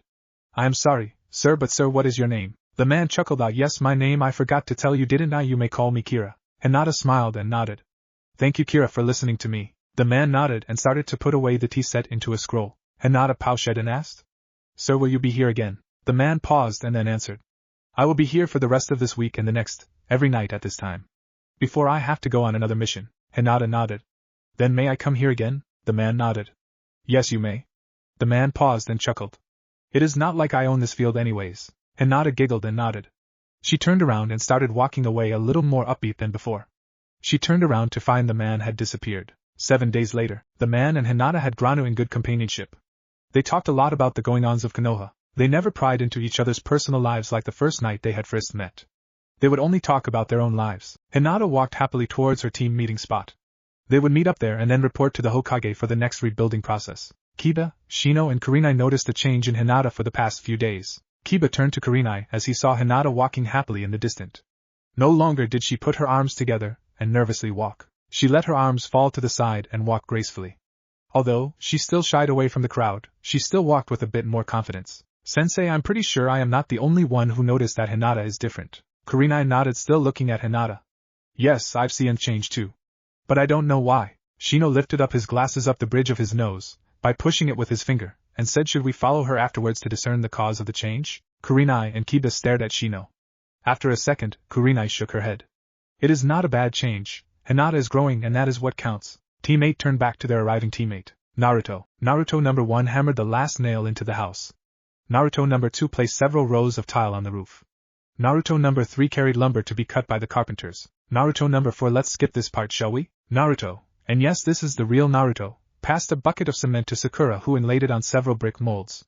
The process was silent but went well. There was still the overbearing awkwardness of expressing the confusion, the jealousy of Naruto's newfound power. Sasuke and Sakura were working on rebuilding a portion of the street which was banged up by explosion tag attached to kunai. For the past week, Konoha was filled with countless surges of emotion from the villagers and shinobi alike, but also joy. They have come out of the invasion quite well. There were some who had lost a dear family member or close friend, were weeping or trying to find some ways of venting their sadness, and others having drinks and toasting to a better life and renewed happiness. Are you sure what you're saying? Sakura asked in disbelief. How could Sasuke even begin to consider such a thing? I mean, if it were true, wouldn't we have heard about it sooner? I'm sure, Sakura, the Uchiha growled dangerously. He was very quickly losing his temper to Sakura's insistence on not believing his theory. How can it be a bloodline? She asked. I mean, Konoha has nearly as many blood limit users as Kirigakure. A bloodline that powerful wouldn't have stayed hidden or unknown for very long. Sasuke looked away and sighed. Sasuke considered her words and realized he was correct. A bloodline that could empower the user to be many times that of his original strength would most definitely not be kept hidden. Konoha, or any other shinobi village, would have been trying to flaunt its strength. Plus neither of them had ever heard of such a bloodline, having once studied Konoha's supply of limits in the academy. Also all bloodline limits were famous in way, shape, or form. If Naruto's was indeed a bloodline, then it probably would have held more prestige than even the Sharingan or Byakugan, and why wouldn't we have heard about it sooner? She persisted. She didn't want to believe it, refused to believe it. Sasuke sighed once more and lifted a heavy stone. Fine, it's not bloodline. Let's just get back to work. Kakashi himself watched from a distance. Of course he helped out, but he kept tabs on his genin. He had heard that Naruto had defeated the Hyuga genius without too much trouble. Kakashi had asked the Hokage about a report on Naruto's new abilities. Well, since the Hokage was there, it seemed obvious that the Hokage could gain some analysis. The Hokage simply told him to ask Naruto, and when Kakashi told about Naruto's disobedience, the Hokage just waved him off and said that if Naruto hadn't broken down the barrier, he wouldn't be alive today. The Kakashi couldn't come back to that. Now Kakashi was extremely interested in Naruto's new abilities. He wanted to ask him, but Kakashi couldn't. That same awkwardness arose. How did Naruto gain so much power to defeat a Hyuga? Kakashi had also heard from Sasuke and Sakura that he had totally overwhelmed Gaara. Now that was definitely fish. It was not like he wasn't proud of Naruto's growth, but this was ridiculous. Kakashi called out to his team. Alright guys, I think that's enough for today. He then took his book and started to walk towards his genin. His team landed in front of him. They were a bit dirty from the debris, but overall they were clean. Kakashi cleared his throat and said, let's go out to eat. Naruto scratched his head and said, well sensei, I kind of have to go somewhere later. Kakashi raised an eyebrow. It's my treat then. Naruto sighed, sorry sensei, I need to go. Kakashi did an eye smile. Well, we haven't had a team meeting for a while, so why don't you just send a Kage Bunshin to do it for you? Naruto blinked and then smiled. That's smart sensei. Here I go. Naruto made a Kage Bunshin and then it ran off. Naruto turned back to Kakashi smiling, okay sensei, let's go. And so Team 7 went. Sasuke watched as Naruto walked happily next to Kakashi and Sakura. Naruto was his teammate, and he wouldn't want anyone else fighting by his side. Sasuke clenched his fist, but why? Why was he so weak? Naruto improved leaps and bounds, and he was nowhere near capable of fighting him. Was Sasuke? Sasuke snapped out of his thoughts and turned to Naruto. What did you say? Naruto rolled his eyes. I was thinking we could spar. I need some help on my taijutsu. Sasuke blinked and then nodded slowly. Okay, Naruto smiled back. I found a really cool fire jutsu in the library. If you help me with taijutsu, I'll give you it to you. Sasuke blinked. As Sasuke thought of the image of Naruto scrooging through the library, and then couldn't help himself. He doubled over laughing. Naruto blinked and then grew mad. Hey, why are you laughing? Sasuke waved his hands and calmed himself. Sorry Naruto, just that the image of you going to the library is too funny. Naruto vein pulsed violently. Why? Sasuke laughed once more. Well, you are the dope. Naruto rolled his eyes and looked away, pouting. Sasuke let his jealousy brush off. The dope was still the same old dope even if he was stronger. At a random restaurant, Naruto, Sasuke, Sakura, and Kakashi sat at the booth to get served. Naruto had to go to the bathroom before the waitress came. Naruto came looking satisfied. Naruto said he wasn't hungry. So the rest of Team 7 ate their food. Now usually Team Etans are full of laughter, talking and joyous stuff, a party, right? Not so. You see, Team 7's conversation was. It wasn't until Kakashi cleared his throat did the silence break. So I am glad that all of you survived the invasion, but I heard some pretty interesting things. I haven't gotten a full mission report, so why don't you give it to me now? Naruto scratched the back of his head while smiling. Well, sensei, I already gave my report to Sandaime, so yeah. Kakashi shrugged and turned to Sasuke. Alright then. Sasuke detailed the account of his adventure against Gaara. He talked about Shino helping him and him fighting for his life against Gaara. Kakashi made mental notes on him using the third Chidori. That meant he must have used the cursed seal. Sakura then intervened and told the story from there. She talked about Shikamaru being the distraction and finding Sasuke.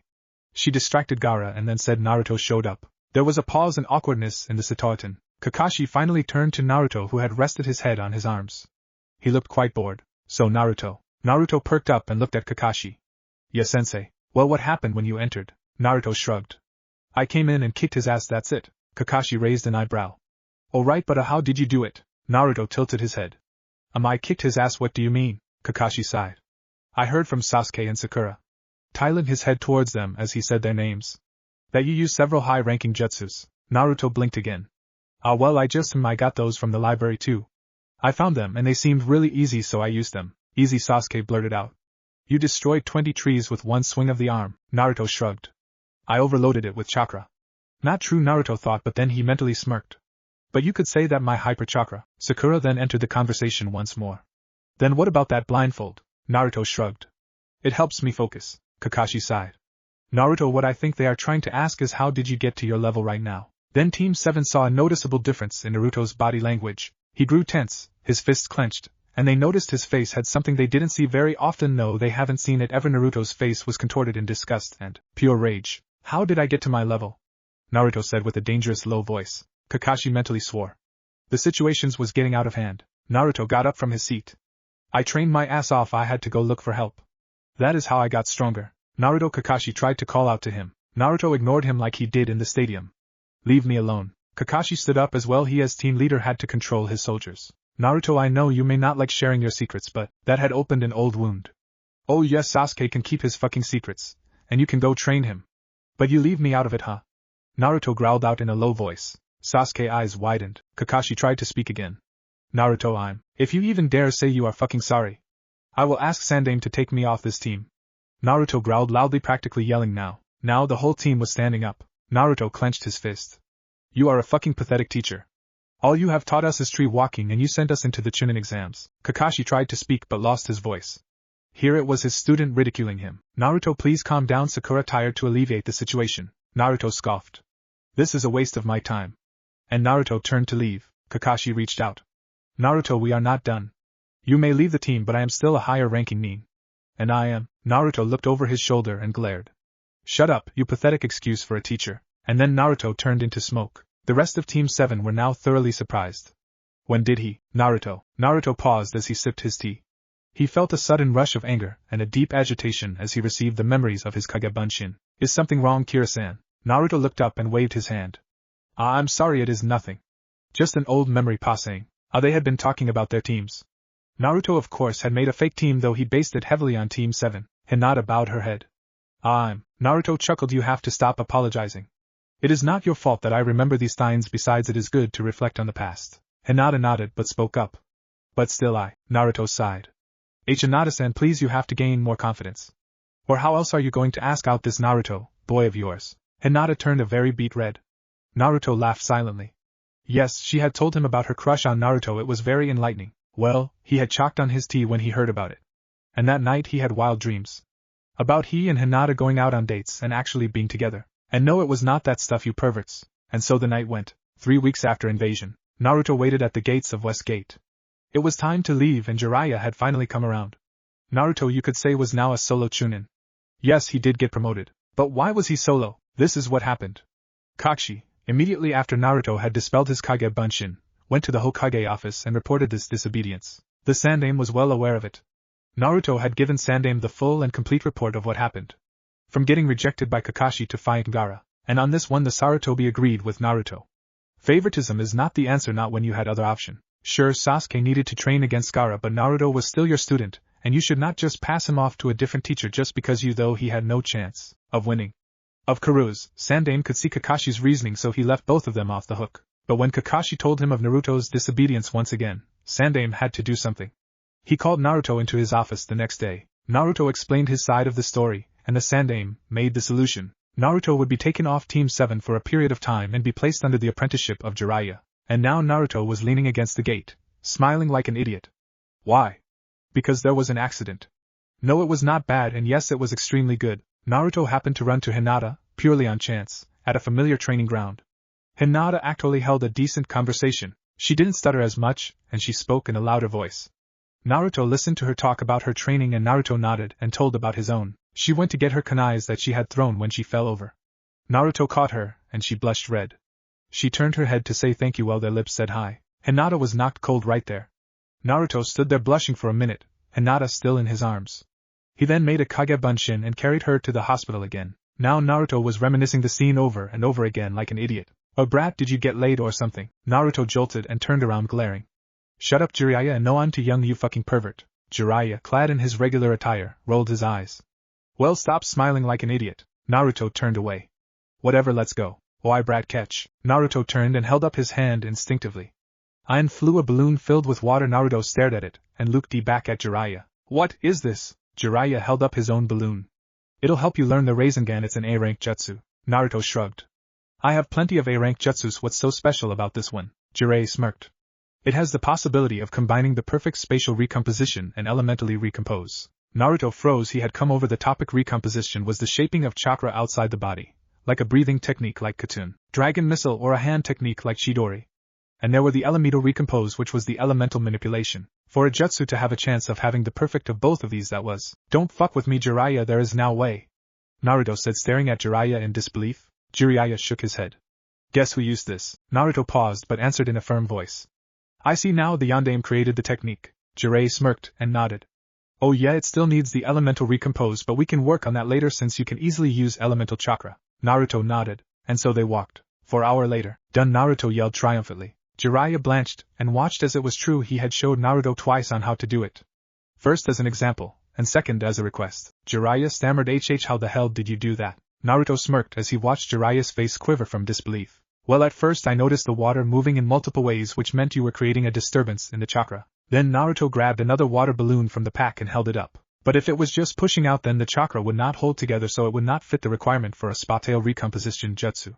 So I asked for it again. Then I noticed the water pushing out not all at once but in multiple spots and at random intervals in random places. Naruto then spun his chakra rapidly in multiple and random circles.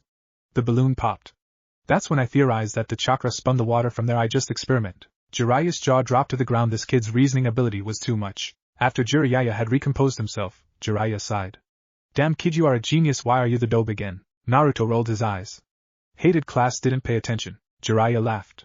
He had done that too. Several miles away, 2 figures watched as one of the Sannin and a Jinchuriki interact. One held a rap sword. The other had red eyes. They both wore black claques with clouds on them. The Akatsuki were here. Sasuke. He was pushing himself as hard as his body could possibly go. Dashing about the top of a narrow rock formation, Sasuke was having a mock battle with a single Kage Bunshin while exercising his shuriken aim at the dozen rocks he just thrown high into the air. He had pestered Kakashi to teach him. After much arguing, Kakashi relented. Sasuke knew it may have something to do with favoritism, and he felt sorry towards Naruto. Him leaving the team made a gap. A very huge hole appeared during boring missions and training. There was no more whining, No more yelling, no more competition. All those things were a constant in his daily life, he expected it, and now it was all gone. Sasuke stuck out as he saw several stones coming at him. So far he'd hit 8 of the 12 with his remaining 4 shurikens still in his hand, ready at a second's notice. As Sasuke was searching for the remaining stones, his bunshins darted in. Ducking under the bunshin's kick, he planted one chakra-infused hand on the ground to aid in his following kick to the bunshin's unprotected back. Sasuke struck downwards with an axe kick, but the bunshin rolled out of the way, while throwing a rock at him.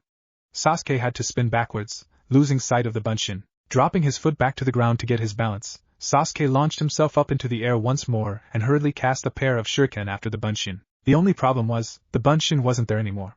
As he was descending to the earth, he felt the presence of his bunshin behind him. Fool, his own voice said from behind him. Sasuke had only enough time to glance back before he saw the bunshin's fist coming at his face. It was instinct alone that had him ducking under it, only to see the bunshin's knee approaching his face. Raising his arms, Sasuke just managed to block the imaginary attack before thrusting a powerful punch into the bunshin's gut. It was destroyed instantly. The exercise done, Sasuke let the adrenaline sag out of his body. Dropping to his knees, his panting was extremely heavy. His body couldn't stand the abuse he was forcing upon it. But he'd ignored it as best he could. He had to get stronger. Sasuke didn't wish to remain as the second best of the rookie 9. Naruto had easily defeated Gaara. He was getting so far behind. How did he become this weak? No, how did Naruto get so strong? If the Do could do it, then so could he. No! He tried to tell himself. I can do more. With renewed determination, Sasuke dashed forward to restart the exercise. Naruto. 2 hours, a friggin' 2 hours he had been waiting. Naruto frowned deeply. His face was contorted into an expression that could only be called that of pure and honest annoyance. He said that he would be back in a few minutes, and Jiraiya still wasn't back yet. Where are you damn pervert? Naruto growled out of irritation, kicking out at the nearest bit of furniture he could reach. Naruto found himself rapidly descending into an extremely agitated mood. After he had finished the first step of the Rasengan, Naruto had said that he wanted to move on to the second step.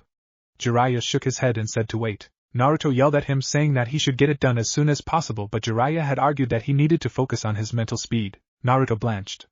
Jiraiya had said that mental speed was quick thinking on the battlefield, and Naruto had very little to none. Of course he used his intuition, but dear Kami, he was stupid. Naruto of course tried to give Jiraiya a nice little present with his leg, but Jiraiya easily smacked Naruto in the back of the head. So Jiraiya said to Image Train, start from 1 opponent, and then work his way up to 5, since that was the maximum of any nin could fight, unless you were some freaky nin or umbu level. Naruto paced around the hotel room, his chakra spiking each time he was feeling particularly murderous towards the sand nin. Okay, well, not murderous, just annoyed as hell. Anyways, Naruto had finished going up to 5 and used a lot of people. Jiraiya said it was better to use different combos of people he had seen fight. That way he could be adaptable and fight different levels. So Naruto used a swordsman and a Saban user. Then he went to his old team, and then he went to a couple sound nin he had seen earlier during the invasion. The first few times he really couldn't think of anything to use or even where to start. Of course he could go into Golden Eyes state, but that would take time. He had put a handicap on himself not to start in Golden Eyes. Jiraiya had promised that they'd leave very shortly, claiming that he was getting some pretty good leads on the whereabouts of Tsunade they were looking for, though when he found the time to get such leads while fraternizing a pretty lady he had just met, was beyond Naruto. Naruto sighed and laid down on the bed in annoyance. What now? He was stuck here waiting for someone who probably won't even show till later tonight. Naruto allowed his chakra to relax and spread around his body. It had been doing this ever since he had activated Golden Eyes state. His chakra would disperse and settle around his body like water. Before, it had kept circulating his body, so he couldn't feel it unless he wanted to use a jutsu. Now it felt like dead weight, like it was holding him down. Naruto allowed some of the chakra to mold out in a beacon. It wasn't like a normal chakra barrier that sensed out people, it was the chakra echo, or at least what he called it. He had started to modify the chakra radar, which Jiraiya had given him. He sent presences outside of the door. Naruto blinked. He had almost thought it was Jiraiya, but then why would there be two? Naruto mind started to race after years and years of avoiding mobs, avoiding attacks by angry civilians. Naruto always thought fast. It could be room service. No, that's impossible. What about Jiraiya bringing in a friend? Unlikely. He said this would be a secret mission. Naruto chakra echoed once more. This time he added a bit more chakra. You see, like his other chakra radar, it allowed him to see how much chakra was there, but instead the faster it came back, the larger the amount of chakra. And Naruto put a fair bit of chakra into this echo just to be accurate. He had already measured Jiraiya's bounce and several others. He had compared their levels and determined a suitable measuring system. For Jiraiya it took only 3 seconds for a bounce back. For Kakashi it took 9 seconds. For these guys it took only 5 seconds. Naruto's palms started to get sweaty, and his body started to tense. These were definitely not your run-of-the-mill nins. Naruto could probably match up to Kakashi in a straight fight, but he couldn't even touch Jiraiya, not even if he used Golden Eye State. Naruto shakily got up and started to approach the door. There was no way these guys would come in here for a social visit. He had to escape. Naruto took a deep breath and sighed. Now what to do, Naruto thought, his mind already coming up with a plan. Sasuke walked to Kakashi's room, still contemplating Naruto's growth. How did he get so strong? It seemed practically impossible. But he knew that Naruto, as a hard worker, could he been training secretly. In the chunin exams, Naruto showed amazing feats that Sasuke didn't even think possible. Could he do this as well? Sasuke entered the room and saw something interesting. 4 jounins in the room, Asuma, Kurenai, and Guy, but Kakashi was resting in his bed. What the hell was going on? Sasuke looked around with curious eyes. Why is Kakashi resting in the middle of the day? Why are all the jounins in his room? The jounins didn't answer but looked away. Sasuke's eyes narrowed. What the hell? Then there was a sudden rush of feet. Sasuke turned around and another jounin rushed in, yelling. Is it true? Itachi has come back and he is hunting Naruto. Sasuke's mind shut down for approximately 1.28547629672654532 seconds. Kurenai sighed and muttered stupid at the jounin. Sasuke's mind rebooted and he started running as fast as he could to find Naruto. The Akatsuki, a blue-skinned man, with shark-like teeth, looked at the door with some annoyance. They had just arrived there, but Itachi was waiting to knock on the door. Yo, Itachi, what are you doing? Open it up. Itachi nodded. I apologize, my eyes were acting up. Kisame grumbled and looked away. He knew about Itachi's eyes. When you had a partner, even in a criminal organization, you got used to them. Whether you hated them or not, you got used to their presence, a constant in life. Itachi knocked on the door and then waited. Naruto heard the knock and thought to himself, that's the K. Naruto grabbed the handle and swung it up. Finally! He practically yelled. Why'd you take so long, you stupid pervert? What a disappointment Naruto had when he yanked the door open to find himself staring up into a familiar pair of dark eyes. A scowl formed on his face almost instantaneously as his bright, hopeful eyes darkened irritably. Sharingan, he thought rapidly, his heartbeat quickly sped up. In his agitation, he failed to take into account the slight but obvious differences between his former teammate and this young man. Before the stranger could say anything, Naruto growled out, "Buzz off, Sasuke. I'm not in the mood for your crap," and then he promptly slammed the door in the man's face without a word more. And then Naruto promptly disappeared into a puff of smoke. Kisame, outside on the other hand. Kisame blinked at the sudden entrance of the target, and the exclamation. Well, that was interesting, I like this kid, Kisame said with a toothy smirk to Itachi. He's got spunk. Itachi didn't respond. He merely stared coldly at the closed door for a moment. Taking a small step back, he sent a vicious kick into the flimsy wood and easily split it in two as it went careening inward. An empty room with an open window greeted them. One quick gaze around the room confirmed to the Uchiha that their target was gone. Kisame blinked as he walked into the room. With an almost hesitant smirk, he said, "You didn't have to kick the door down." Itachi made no reply. "HN, slippery little brat, eh?" Kisame remarked, quite enjoying the sight of the normally unflappable Uchiha in such a temper. Kisame said, Itachi, calm once again. "We must pursue him now, while he's still alone. We can't afford to cause another scene." "Not yet anyway," Kisame thought with a feral version of his toothy grin. Oh yes, this job was getting interesting. Kisame turned to leave when he noticed something. He smelled burning fumes. Kisame spun around towards and looked around for the source. There was nothing there. Kisame looked up and his eyes went wide. Oh shit. Itachi looked up as well, his own eyes widening. There were 4 explosive tags on every end of the room. Boom! Naruto's eyes narrowed at the sound of the explosion. He was running in the direction he had seen Jiraiya going in. He had no glint of hope that the explosion even scratched the two nins. Maybe annoyed them and make them disoriented for a few seconds, but nothing more. Naruto pushed more chakra into his legs and pushed off. Okay, it'll probably take 15 seconds for them to catch up. Do I try and hide or do I burst out my chakra for Jiraiya to find me? He couldn't decide because he had to jump back to avoid a huge smash from a wrap sword. Naruto jumped back and threw 2 kunais. The blue-skinned man's partner came in and easily blocked them. Naruto cursed and jumped back, immediately reaching into his jumpsuit for his blindfold. Damn it, okay, time to burst out my chakra. That was pretty clever with the explosive tags there, but we can't have you running around now, can we? The large blue man said with a chuckle as he lifted the large thing off his back. As soon as he had lifted it, he swung the large object towards Naruto. Although he had jumped back as soon as the hand had even started to move, he barely evaded the smash. He's fast, Naruto thought. I need to use the golden eyes state so that I even want to stand a chance till Jiraiya gets here. Naruto wrapped the blindfold around his eyes. The two nins looked in amusement and curiosity. Kisame turned to Itachi slightly. So he knows how to fight a Sharingan user, but I wonder. Kisame lunged at Naruto, swinging with his right hand. Does he fight well? Naruto bent down and rolled to the right side. Kisame's swing went wide and struck away from Naruto. Naruto pushed his left hand on the ground, and then chambered his legs. He then pushed off, allowing his right leg to fly up, and his left leg to follow. Naruto's heel hit perfectly on Kisame's nose, and then Naruto pivoted on his left hand and pushed his body weight more to the right. His left shin came crashing into Kisame's throat, sending him back. Kisame tumbled to the ground coughing. That little fucker. Itachi sighed. That is why you shouldn't underestimate your opponents, Kisame. Kisame just muttered something incoherently and got up, dusting his cloak. At this time, civilians were now running left and right, screaming on the top of their lungs. I just hope this is enough to find me, Naruto thought as he started to go into his golden eyes state. 2 seconds passed and then the Sharingan user suddenly spoke up, although his voice wasn't aimed at either his partner or Naruto. It's been a long time, Sasuke, and from behind them, Naruto saw someone who definitely shouldn't be here. The newcomer growled out, voice filled with hate, loath, lust to kill Uchiha Itachi. Well, Itachi's partner suddenly spoke, this is really an interesting day. This is the second time I've seen another Sharingan today. I will kill you, Sasuke continued.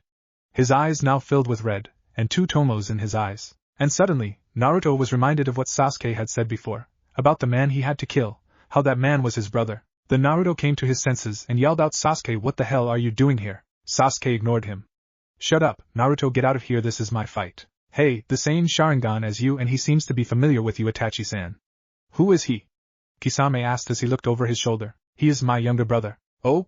I heard that you had wiped out the entire Uchiha clan. You let one live? Damn it, this is not the time and place for a fucking family reunion. Naruto thought with anxiety building in his gut. If it was just him, Naruto could take care for himself, at least he'll back up Kane, but with Sasuke the idiot, this would get a hell of a lot harder. Sasuke growled out, as he went through several hand seals. I have lived all these years I have been surviving. Electricity started to build up in his hand. Sasuke looked up, rage filling his eyes. To kill you! The Chidori bursted to life. Naruto tensed. That idiot, you can't use Chidori on people of this caliber. Sasuke charged at Itachi. Kisame took a couple steps back to let Itachi deal with it. Sasuke charged at amazing speeds but not fast enough. As soon as Sasuke lashed out with the Chidori, Itachi grabbed it and pushed it to the side. Sasuke and Itachi met eyes. Sasuke was about to punch. Itachi noticed and started to twist his arm but then sensed something behind him. Itachi ducked as Naruto lashed out with a roundhouse to Itachi's head. Itachi dashed away from Sasuke and Naruto facing them with amusement. So the both of you against me, Kisame rolled his eyes. Let me handle this, Itachi, it'll be easier, Sasuke growled. What are you doing, Naruto? Naruto didn't respond but instead disappeared. The Nin's eyes widened. Kisame then felt something behind him. Naruto was now behind him, his hands crossed. Naruto stepped forwards, swinging his hands towards either side of him, yelling Futon, impact wind. Kisame was launched forward suddenly and crashed into a shop. Itachi's eyes widened now, that was a technique. Itachi didn't have time to think as Naruto disappeared again. Itachi jumped to the side, just as Naruto reappeared shouting, Futon, dragon windmail. Itachi was lucky to have dodged because where he was standing was now cut into mince pieces. Itachi glared at Naruto. This is not what we heard about the Jinchuriki of the Kyuubi, we need to report this. Okay, that's it, brat. I am chopping of your limbs. There was another explosion in the shop, which Kisame had been launched into. Kisame stepped out, his face looking completely murderous. Naruto looked or well-faced Kisame looking totally disinterested. Naruto, what the hell, how did you get so strong? Sasuke said while jumping back, preparing another Chidori. Naruto sighed. A story for another time, but we have to deal with these guys first. Kisame ignored Sasuke and charged at Naruto, raising his sword. Naruto tensed, ready to use another wind technique, but then he saw something that made him want to palm his face. Sasuke charged straight at Itachi once more. Itachi instead did several hand seals and Naruto recognized those hand seals. Itachi called out quietly, Katun, Grand Fireball. Kisame swung but hit the round once more. Kisame turned around ready to strike once more but no one was there. Sasuke's eyes widened as he saw a huge fireball come at him he couldn't dodge. Was this how he would go down? Not killing Itachi, not becoming a great Nin, no. Futon, arrow spin, a cloud of smoke appeared everywhere. Kisame and Itachi looked in surprise as the smoke cleared. Sasuke was no on his butt, looking in shock at the person before him. Naruto was in front of him, having blocked the fire with the technique. Sasuke stuttered out and Naruto. Kisame gave a hearty laugh. Sasuke whipped his head towards Kisame. Kisame kept laughing and yelled at Naruto, mocking him, "Oh, that's rich. Saving your fellow ninja, but it looks like it doesn't work so well with you." Sasuke looked back at Naruto in fear. Naruto's body started to shake as he put his right arm down. It was fine, not a scratch on it, but then Naruto put down his left, it was black, charred by third-degree burns. And Naruto, oh, Kami, your arm. Sasuke started to shake. His friend was going to die because of his stupidity. He was going to die. No Kami, no please. Naruto's body shook as he fell to the ground groaning in pain. Sweat started to pour off his body. Fuck, that hurt. Naruto thought. Kisame moved forward. Well, now that's dealt with, let's bag him and bring him back. What the hell do you think you are doing to my student? A very chilling voice came about. Itachi and Kisame were instantly on guard as a new nin came down. Naruto shakily used his right arm to take off his blindfold. He turned to his left and smiled weakly. Hey sensei, what the hell took you so long? Jiraiya didn't respond, but simply glared at the nins in front of him. Itachi glared right back. It looks like our time here is done. Kisame looked at Jiraiya carefully. Let's go. Jiraiya knelt down towards Naruto and took out some bandage to wrap his arm. I will let you two go this time, Jiraiya started to say, but then he turned and glared at them, murderous intent pouring off him, his eyes now like a demon.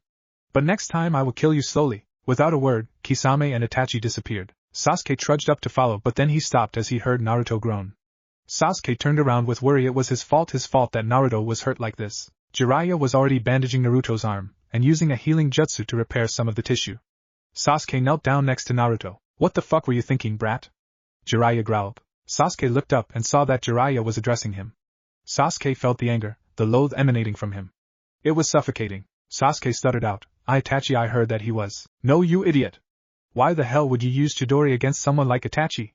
Jiraiya roared. Sasuke flinched. It was the highest level technique I learned. Jiraiya shook his head. You do not even know the basis of the technique. It is an assassination technique, not a frontal confrontation. And even then, to use it in a frontal assault against an S-rank nin is asking to be killed. Sasuke glared back. Then what was I supposed to do? Just watch as they take Naruto. Just watch as the person I need to kill is standing right here. This Jiraiya smacked Sasuke across the face with the back of his hand. Sasuke tumbled back at the force of the blow. Jiraiya picked up Naruto, bridal style as to not agitate the burns, and said with a fury unparalleled. You are a failure as a nin. You can't even analyze a situation properly and make the right decisions to win. Your recklessness will get your teammates killed, and one day you will be killed when they stop sacrificing themselves for you. Sasuke's eyes widened. What was he becoming? He was a failure? Was he really that blind not to even know Kami? Sasuke looked up at Naruto, whose unconscious face was contorted in pain, and then he looked up to Jiraiya and said, Is he going to be able to use his arm again? Jiraiya glared at Sasuke, who flinched in fear of being struck again. Jiraiya eased only a fraction. I am going to find the best medic in the elemental lands. If she gives her consent, then yes. Sasuke started to speak. Can I come? And oh, Jiraiya growled. You have done enough. Go back to Konoha and reflect on why you made Naruto get injured in the first place. Sasuke wanted to speak but chose not to. Instead he turned around slowly and walked away slowly. Jiraiya didn't even bother watching Sasuke leave. Instead he immediately ordered another room in a different hotel. As soon as he got into a room, he put several fortification seals and privacy seals. Jiraiya then unwrapped Naruto's hand and saw a red chakra bubbling out of Naruto's burned arm. It entered the burn areas and started to regrow the cells, then to nerves, and then to veins.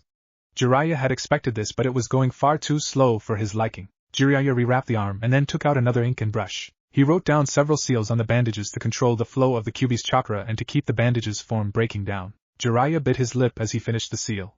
It'll hold, but he needs a real doctor. 2 days later, Naruto trudged along the road, his bandaged left hand limp at his side. Jiraiya was walking next to him, going through several scrolls. Naruto's right hand held a balloon. He was on the second step of the Rasengan. He had been trying to pop the balloon for 4 hours and still no effect. Jiraiya had carried him a couple miles away towards their destination. When Naruto had woken up, flashback. On my head, Naruto thought as he sat up shakily. Yuarke. Naruto groaned as he felt his left arm twinge in pain, or at least the elbow twinged in pain. Naruto lifted his arm and looked at it. It was all bandaged up. What happened? Then it hit him like a ton of bricks. The cloak-wearing nins, the trap, the chase, the fight, Sasuke butting in, him saving Sasuke and getting burnt because of it. Naruto lurched over in pain. Naruto looked at his hand and then noticed something strange. No, wait a minute. Naruto glared at his arm for a moment. Then his eyes grew wide and he started to shake. No, this can't be happening. Naruto, are you alright? Naruto looked up shakily at Jiraiya, the conclusion fully dawning to him.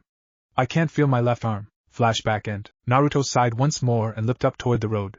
I will get stronger. Naruto focused chakra once more and the rubber balloon was ripped to shreds. Unknown location. Orochimaru looked at the papers in front of him with intense scrutiny. This was not good. He had been working on his little project for many days and was nowhere near the point of success. He needed knowledge, not the knowledge of jutsu, seals or something like that. He needed the knowledge of medicine, human physiology. He had doctors, yes, but they were nowhere near the level he needed. The cards were stacked against him, and it would take too long to learn all the material himself. He needed someone who could process the data easily. Kabuto was good, yes, but even he wasn't good enough. He needed someone who had enough control to move chakra through the nervous system and chakra pathways like second nature. Orochimaru sighed while leaning back in his chair. It seems I really have to call in an old contact, Orochimaru thought, all the while thinking how to get her to join his cause. Orochimaru-sama, Kabuto said while entering the room slowly. Orochimaru smirked and turned around. Kabuto, we are going on a road trip. Naruto. Naruto looked around at the town. This is Tanzakagai? Naruto asked himself, staring at the lively area in front of him. It seems that most towns have some similarity to Konoha. Naruto thought. This reminded him of the Blue District in Konoha. He had often run through there to escape his capturers. Since it was so busy, it was easy for Naruto to lose people in there. Naruto jumped up on a roof of a house to get a better look. Jiraiya followed suit. So Tsunade should be here. Naruto thought with some amusement. The last town they'd been in, they'd only missed Tsunade by a day, so hopefully they would finally catch up with her in this latest town. Jiraiya had been away talking to his contacts, while Naruto was running for his life from S-class Nins. Yes, Jiraiya did inform him on who was coming after him. Naruto had thought about it for a couple days but shrugged it off.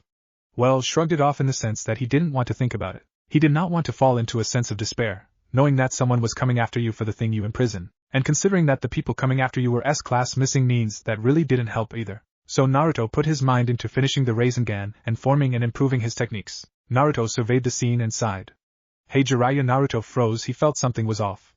There was a huge echo of chakra nearby, where chakra had been used. Naruto turned to the west and saw a huge building collapsed. Jiraiya looked over to where Naruto was looking at and nodded solemnly.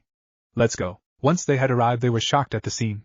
A large area had been affected by the carnage. Natural disaster might have been a believable excuse for the destruction that had occurred, but such wasn't the case. The castle was all that had been razed to the ground, so the culprit could only have been a summoned animal of some sort. The huge amount of chakra residue that was there attested to the hypothesis also. With this kind of destruction, I say someone was looking for Tsunade. Taking out a monument probably needs a high-level jutsu or a summon, Jiraiya said calmly, a frown on his lips.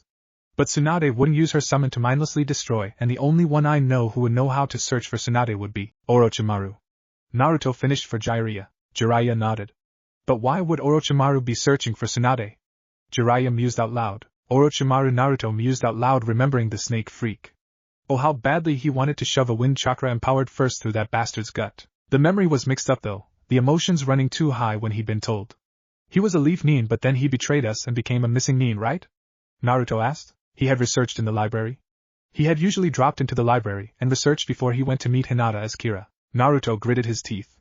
This wasn't good. First he gets attacked by S-class Nins, and now their target was being hunted by another S-class Nin. Why was the shit hitting the fan? In buckets. We should get going. Jiraiya nodded. Jiraiya nodded once more but then sighed. But it's too late in the day to do much of anything, so let's go eat some dinner, huh? Naruto glanced at Jiraiya in confusion. With a developing crisis like this, why the hell would it be time to eat? Right, but can we at least not go to a bar again? Naruto sighed, while following Jiraiya back the way they had come. He had stopped arguing with the pervert, or well, on some things. He knew that Jiraiya wasn't as crazy as Jiraiya portrayed himself. But hey, that was some personality Jiraiya had created. No. Jiraiya stated. Sensei, they always have horrible and icky food at the bar.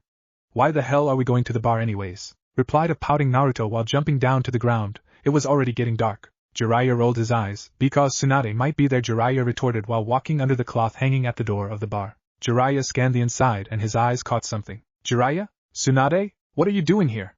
They said in unison. Drinking. Looking for you.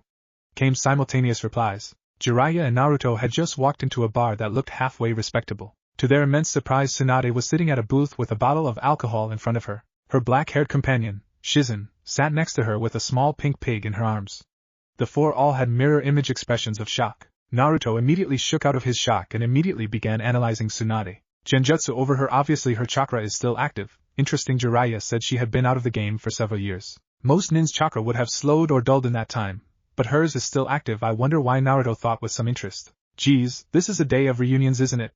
Tsunade said as she tossed back another serving of sake, her blonde hair moving over her shoulder. She looked worn and slightly rumpled, her eyes not quite focusing as they should. What do you mean?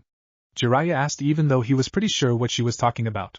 Naruto glanced towards Jiraiya and then caught on. Jiraiya was simply moving with the conversation, waiting for the right time to break the news. That bastard Orochimaru decided to pay me a visit.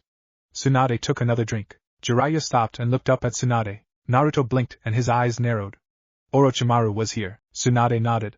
Yep, but she didn't say anything further. Both older Nins sent warning glances to their younger counterparts to tell them to shut up. Jiraiya on the other hand looked at her straight in the eye and sent her a message. We will talk later. Jiraiya cleared his throat and said. Anyways, we need to talk about Sensei's orders. Tsunade snorted. Why, is Sensei getting ready to retire? Yes, and that's why I'm here. The council voted you in as the new Hokage. Jiraiya had slid into the seat in front of Tsunade. Naruto sat next to him observing the conversation. The black-haired girl on the right of Tsunade and Tsunade herself choked. It wasn't every day you were told this kind of news. Che, who in their right mind would want that shit job? Tsunade snorted into her alcohol. Naruto blood ran cold. What the hell gave her the fucking right to say that? Watch what you say. Naruto growled. Jiraiya gave a warning glance to Naruto, but Naruto ignored it. Who are you, twerp? Tsunade gave him the squinted eye. I'm Uzumaki Naruto. And I will not have you stepping on the name of the Hokage. Naruto stood up and glared at Tsunade. Get down from there, idiot. Jiraiya yanked him back down again. What do you think the Hokage is? It's a sad job, I'll tell you. You send people out to die every day, but you still smile at them. You tell families they'll come back, but you know they won't. Tsunade sneered at him, though her voice shook at the end. Naruto looked her in the eye with a firm determination. A Kage is a leader of a village. He or she has the responsibility to send soldiers to their deaths if necessary. There is no question. It is the hardest job in the world, but it is the most important one. The Kages represent order and leaders of the world, and it is an honor to be called one. Being Hokage does nothing but shorten your life. Every single Hokage died for that worthless village, and even more people died trying to become Hokage. Tsunade gritted her teeth, eyes distant. So? Everybody dies sometime, right? At least they died doing something important. They died so that other families could still sleep with their kids, so that a son or a daughter would still have a home to go to. Naruto growled across the table at the blonde. Humph, you're an idiot. And I won't do it. Only fools become Hokage. Tsunade picked up the bottle of sake at her elbow and downed the rest of it in one big gulp. There was a gust of wind and a spike of chakra. Naruto yelled while raising his right arm. You bitch. Naruto's eyes started to tinge gold. Naruto flew into the counter on the opposite side of the restaurant. Tsunade and Shizen went wide-eyed and stared at Jiraiya. Jiraiya was at his feet glaring at Naruto. You idiot! How the hell do you think you can fight in your condition? Naruto got up shakily. Even with one arm I can still fight, Naruto retorted. Tsunade and Shizen stopped at this. One arm? Tsunade turned to Jiraiya. What does he mean one arm? He still has both his limbs. Jiraiya sighed and looked at Tsunade with a bit of resignation, regret, etched across his face. His whole entire left arm is dead. It's one of the reasons why I went to find you. Tsunade was now interested, her old medical background ready to tackle a new case. What's wrong with it? Jiraiya yelled at Naruto. Get over here and don't cause a fuss. Naruto staggered back to Jiraiya. Jiraiya glared at him and pushed him down into the booth. Jiraiya grabbed Naruto's left arm and pulled back the sleeve. Tsunade and Shizen looked at the bandaged arm. Jiraiya spoke in a quiet voice. Let's just say some missing Nins decided to pay Naruto a visit. They burned his left arm, leaving third-degree burns. Tsunade's eyes widened. Jiraiya ignored her reaction and continued. A certain fox healed his arm, but the nervous system and chakra system are still null. Tsunade bit her lip and thought. Interesting, a case of foreign chakra reconstruction. I've heard of it before but never seen it. Well, it is only theoretical, but in the case of a new limb added onto a person, a medical Nin with high skill must guide chakra back through the chakra system. This will allow the chakra to activate the chakra nodes and nervous system. Jiraiya looked at Tsunade, analyzing the situation. He could always tell because she would grip her right hand when she thought. He allowed himself to have a small smile. She still got it. Tsunade grabbed Naruto's arm. Naruto didn't even flinch. It's not like he could feel anything anyways. Tsunade took a deep breath and thought to herself. There is no blood, there is not blood. She sent a pulse of chakra through the arm to see where the chakra nodes are. There are about 7 of them. That's a lot, but they are all in perfect areas. The QB did a good job in recreation. Tsunade placed her right hand on Naruto's shoulder and sent another pulse of chakra. The chakra slivered down through Naruto's arm, and a river flowed through Naruto's chakra nodes. Tsunade smirked as she already memorized the pattern. Then sending a torrent of chakra, Tsunade guided chakra through the first node. Naruto twitched. He felt his chakra shift involuntarily towards his left arm.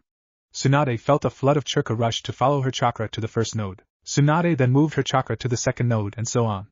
It was like a game of follow the leader. She finally moved her chakra to the final 7th node where her left hand was. She moved her chakra back into her hand and let of Naruto's arm. With Naruto's chakra ready rushing down, Tsunade had no doubt that the chakra would flow properly now. Well, that was interesting development, Tsunade thought. She was already reviewing what she had done so she could record for later research. She didn't have much field work in reattaching limbs, but this was certainly an amusing start. Naruto's arm twitched once more, and he felt a flooding feeling in his hand. Naruto looked at his left hand and focused on it. He felt his chakra move through it. It's back, everything is back. Naruto thought with glee. Naruto tried to grip his hand into a fist. Slowly but surely the hand closed into a fist. Naruto smiled. Naruto turned to Tsunade. He didn't smile, but he did have a serious face on. Thank you for fixing my arm, Naruto said while bowing his head slightly. Though Naruto was still annoyed about Tsunade tarnishing the name of the Hokage, Naruto did know when to be humble. Tsunade leaned back and nodded. Just because I did that doesn't mean I'll be Hokage, Naruto sighed. I wasn't expecting that. How about this, let's make a bet. Tsunade raised an eyebrow. Tell me first, then I'll agree. How about we fight, and if you don't win then you come to the Konoha and become the Hokage? Tsunade chuckled. Okay brat, let's see what you got. Naruto smirked right back. But let's do it later, you're drunk, and I just got my arm back. Tsunade shrugged. Whatever you say brat, how about this, I'll give you 1 week to prepare. Naruto smiled wide. Why thank you. In the end the two parties went their separate ways. Tsunade was musing what to do with Orochimaru. At a hotel, Jiraiya looked at Naruto and sighed. What are you thinking, Naruto? Naruto looked at Jiraiya with a raised eyebrow. What do you mean? Jiraiya looked at him with a resignation and a bit of annoyance. Okay, a lot of annoyance.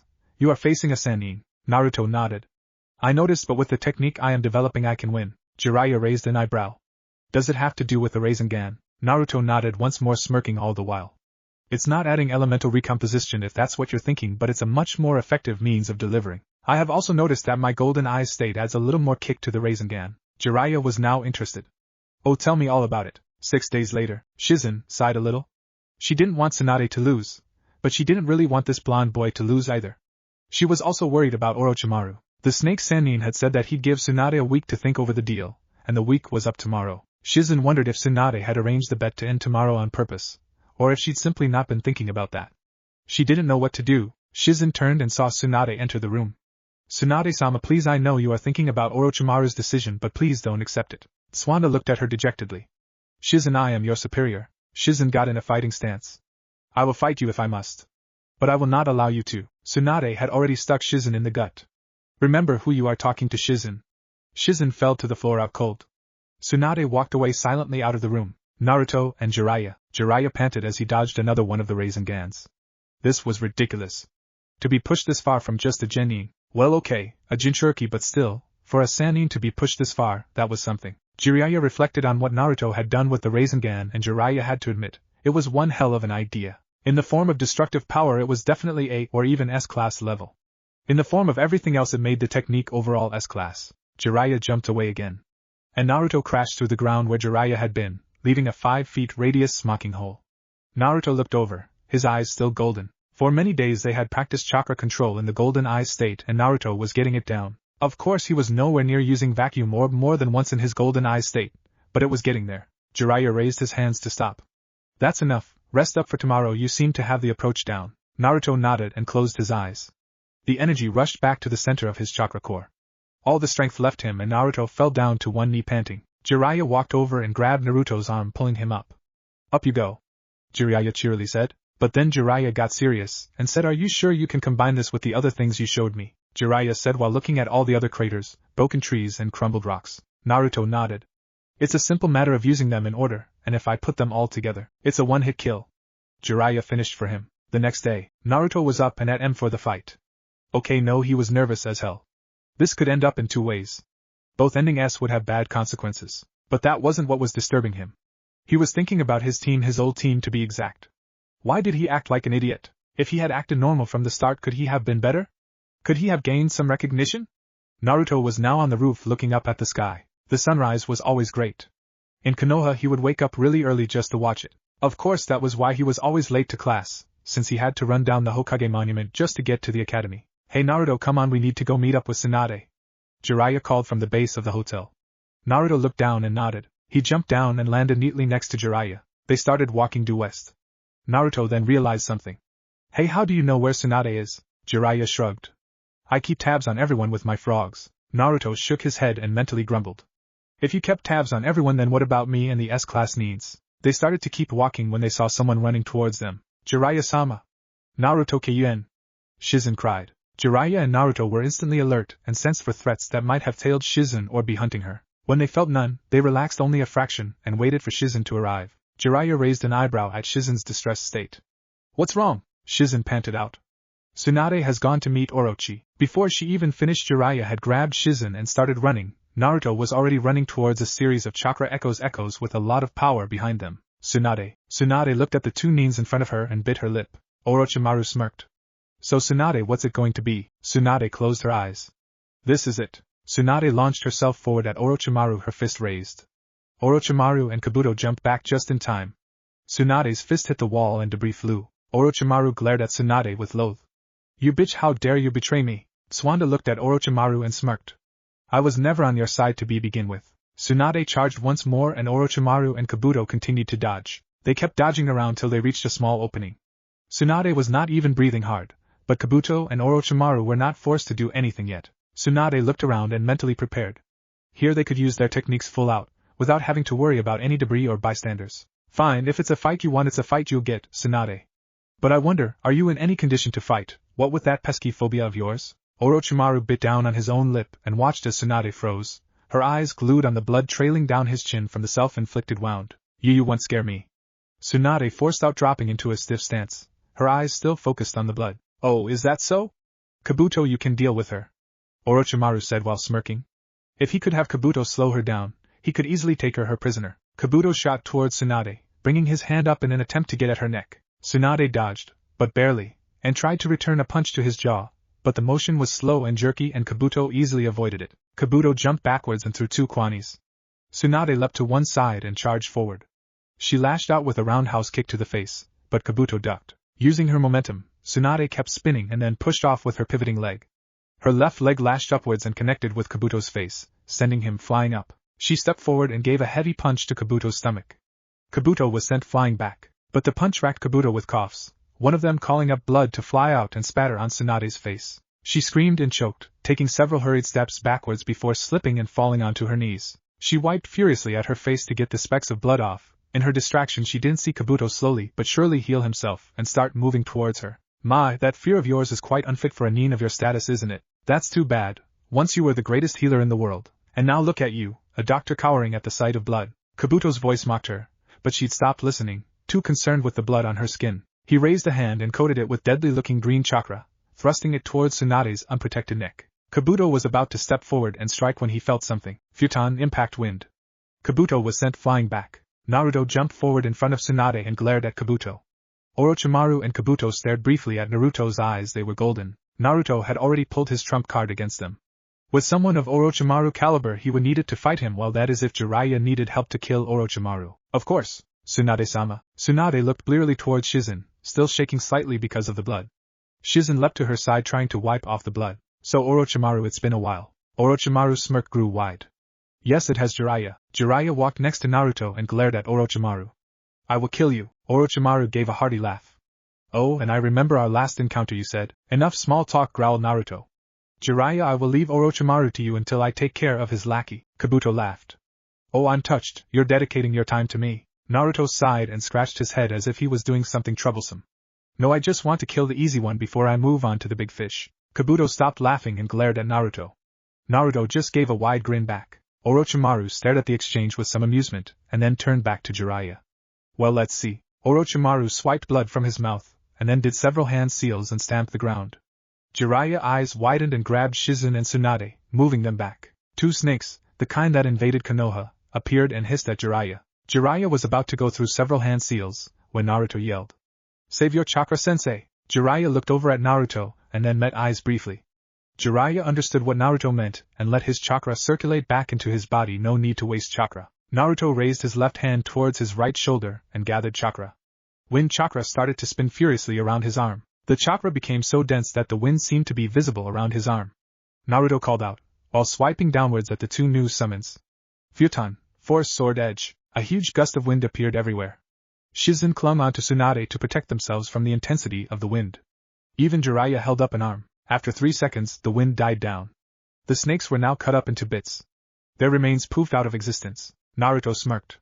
Force Sword Edge actually didn't cost that much chakra, just control. To be able to stack layers on layers of wind chakra on your arm, while keeping it sharp, was difficult, but with the control exercises that Jiraiya had given him, it seemed like spreading butter on bread. Orochimaru glared at Naruto with a huge amount of loath. If this boy was on his side, he could destroy Konoha with a sweep of his arm. But since the boy was too stuck in Konoha's ideals, that he must be destroyed. Orochimaru leapt towards the boy, ready to kill him. Your opponent is me. Orochimaru's eyes widened and he blocked upwards. Jiraiya launched a brutal axe kick towards Orochimaru, sending him into the ground. Naruto smirked as he saw Jiraiya kick Orochimaru into the ground and turned his attention toward Kabuto. So what's it going to be, Naruto asked, mocking, while reaching into his orange jumpsuit for his blindfold. Kabuto glared at Naruto and then leapt forward, not allowing time for Naruto to get ready. Naruto ducked under a punch and then leapt to the left. He pulled out his blindfold and put it on. Okay, then how about this? Naruto disappeared. Kabuto's eyes widened as he tried to sense Naruto. Futon, Rift. Kabuto felt pressures around his body. He felt like he was being squeezed in all directions. Kabuto let out a blood-curdling scream. Suddenly it stopped and Kabuto fell on all fours, panting like mad. Ah man, I was going to have you squeezed into a little blood ball for what you did. Naruto whined a couple feet away. Kabuto reached into his pocket for a soldier pill. For what I did? Naruto nodded. Yep, you hurt Tsunade, and that's a no-no for any Konoha nin. Kabuto swallowed the pill and stood up. What does Konoha have to do with this? Naruto gave a mad grin. It is a nin's duty to protect their Hokage. Tsunade listened to the conversation with a reminiscing mind. How many times had she heard the title Hokage? First her brother, then her boyfriend, and now this boy Hokage. Why was she going to be Hokage? Did she deserve it? What about her brother who wanted to be Hokage and died his dreams? Her dreams. Should she become Hokage? For them, should she become Hokage? Tsunade's shaking slowly started to stop. Naruto then called out. Kabuto, I am going to kill you. But be honored, this is the first time I used this technique full out. Kabuto braced himself for another attack. Naruto disappeared. Kabuto looked around rapidly for any signs of the blonde. Left, right, behind him, underneath, but Naruto was nowhere to be seen. I'm up here. Kabuto looked up, his eyes widening. Naruto was standing in midair, as if he was standing on the ground. How Kabuto breathed out. Naruto laughed. If you can control pressure, then it is easy for you to concentrate the air particles around you. So now Naruto reached out towards Kabuto with his left hand and sent chakra down. Kabuto felt his body pushed to the ground. He tried to stand up, but then his knees were snapped in two. His bones were now sticking out of his kneecaps and his blood flew in streams out of his leg. Naruto smirked and raised his hand above his head. You know, I experimented with this technique and found an interesting combo. Chakra started to spin in Naruto's right hand. It's finally complete, and I have to admit it's pretty destructive.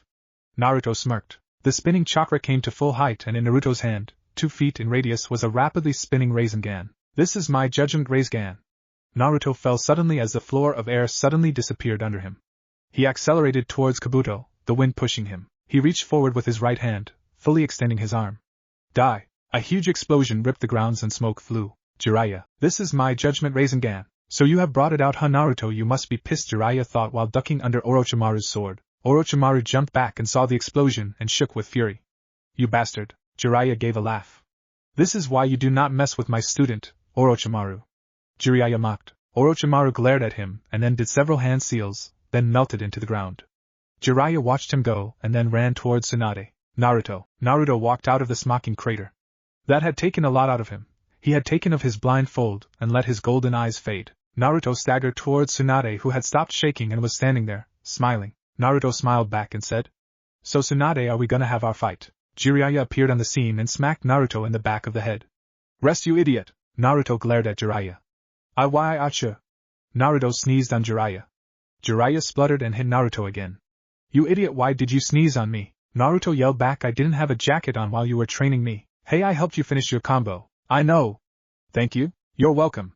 Now stop yelling. Alright. The two paused, their breathing hard. Tsunade and Shizen looked at the exchange, giggling furiously. Hey brat. Naruto turned towards Tsunade. Yes? I'll be your Hokage. Naruto smiled. Jiraiya rolled his eyes. Let's go home, people. Konoha. Things in Konoha were shaping up for the most part. Well, okay, for the most part was actually 98% of the population was now going back to their regular biz of working. All except a couple people with lost family members and shops, etc. Team 7 was also part of this situation. They had lost their team member suddenly. Now one would think to replace that team member, but a fresh new batch of genin would not come out until 2 months. Sandaime had already handed out chunin vests, but Sakura and Sasuke did not receive one. The last chunin vest remaining was actually Naruto's, but he had disappeared suddenly. The other teams were now going intensive training to prepare to defend the borders just in case. Team 7, or what was left of it, was now sitting down at Naruto's favorite shop. The irony of it was obvious since Naruto was not with them, but you really had to feel sorry for Team 7. Since they lost one of their members, all of their training sessions became more one-on-one and missions became harder since you didn't have any extra hand or several since Naruto used Kage Bunshins a lot. Sakura was a mess of stress. In between not knowing why Naruto left, her sensei and Sasuke all acting depressed about it. She was wondering whether she should request to move to a different team. Look who's here. Team 7, who were waiting for their order at the stand, turned around. Team 8 and 9 were right there looking at them with surprise. Kiba had called out with a voice of surprise and then smirked. Hey, so looks like the rookie 9 is all. Where's Naruto? Kiba asked with some confusion. Kurenai looked at Kakashi and then at Asuma. Both of them nodded. Kakashi answered to Kiba. Naruto left the team. Kiba's eyes widened and then quickly schooled his features. Shikamaru's eyes did the opposite and narrowed. He immediately started analyzing everything to understand why Naruto left, and it didn't take a genius to care about a friend. Choji almost dropped his bag of chips. Ino stopped trying to flirt with Sasuke. Shino raised an eyebrow and Hinata gasped. Kiba then started joking around, thinking it was some kind of prank. So did he leave cause it was too much pressure? I mean, come on, this is Naruto we are talking about here. There was only silence that returned Kiba's answer.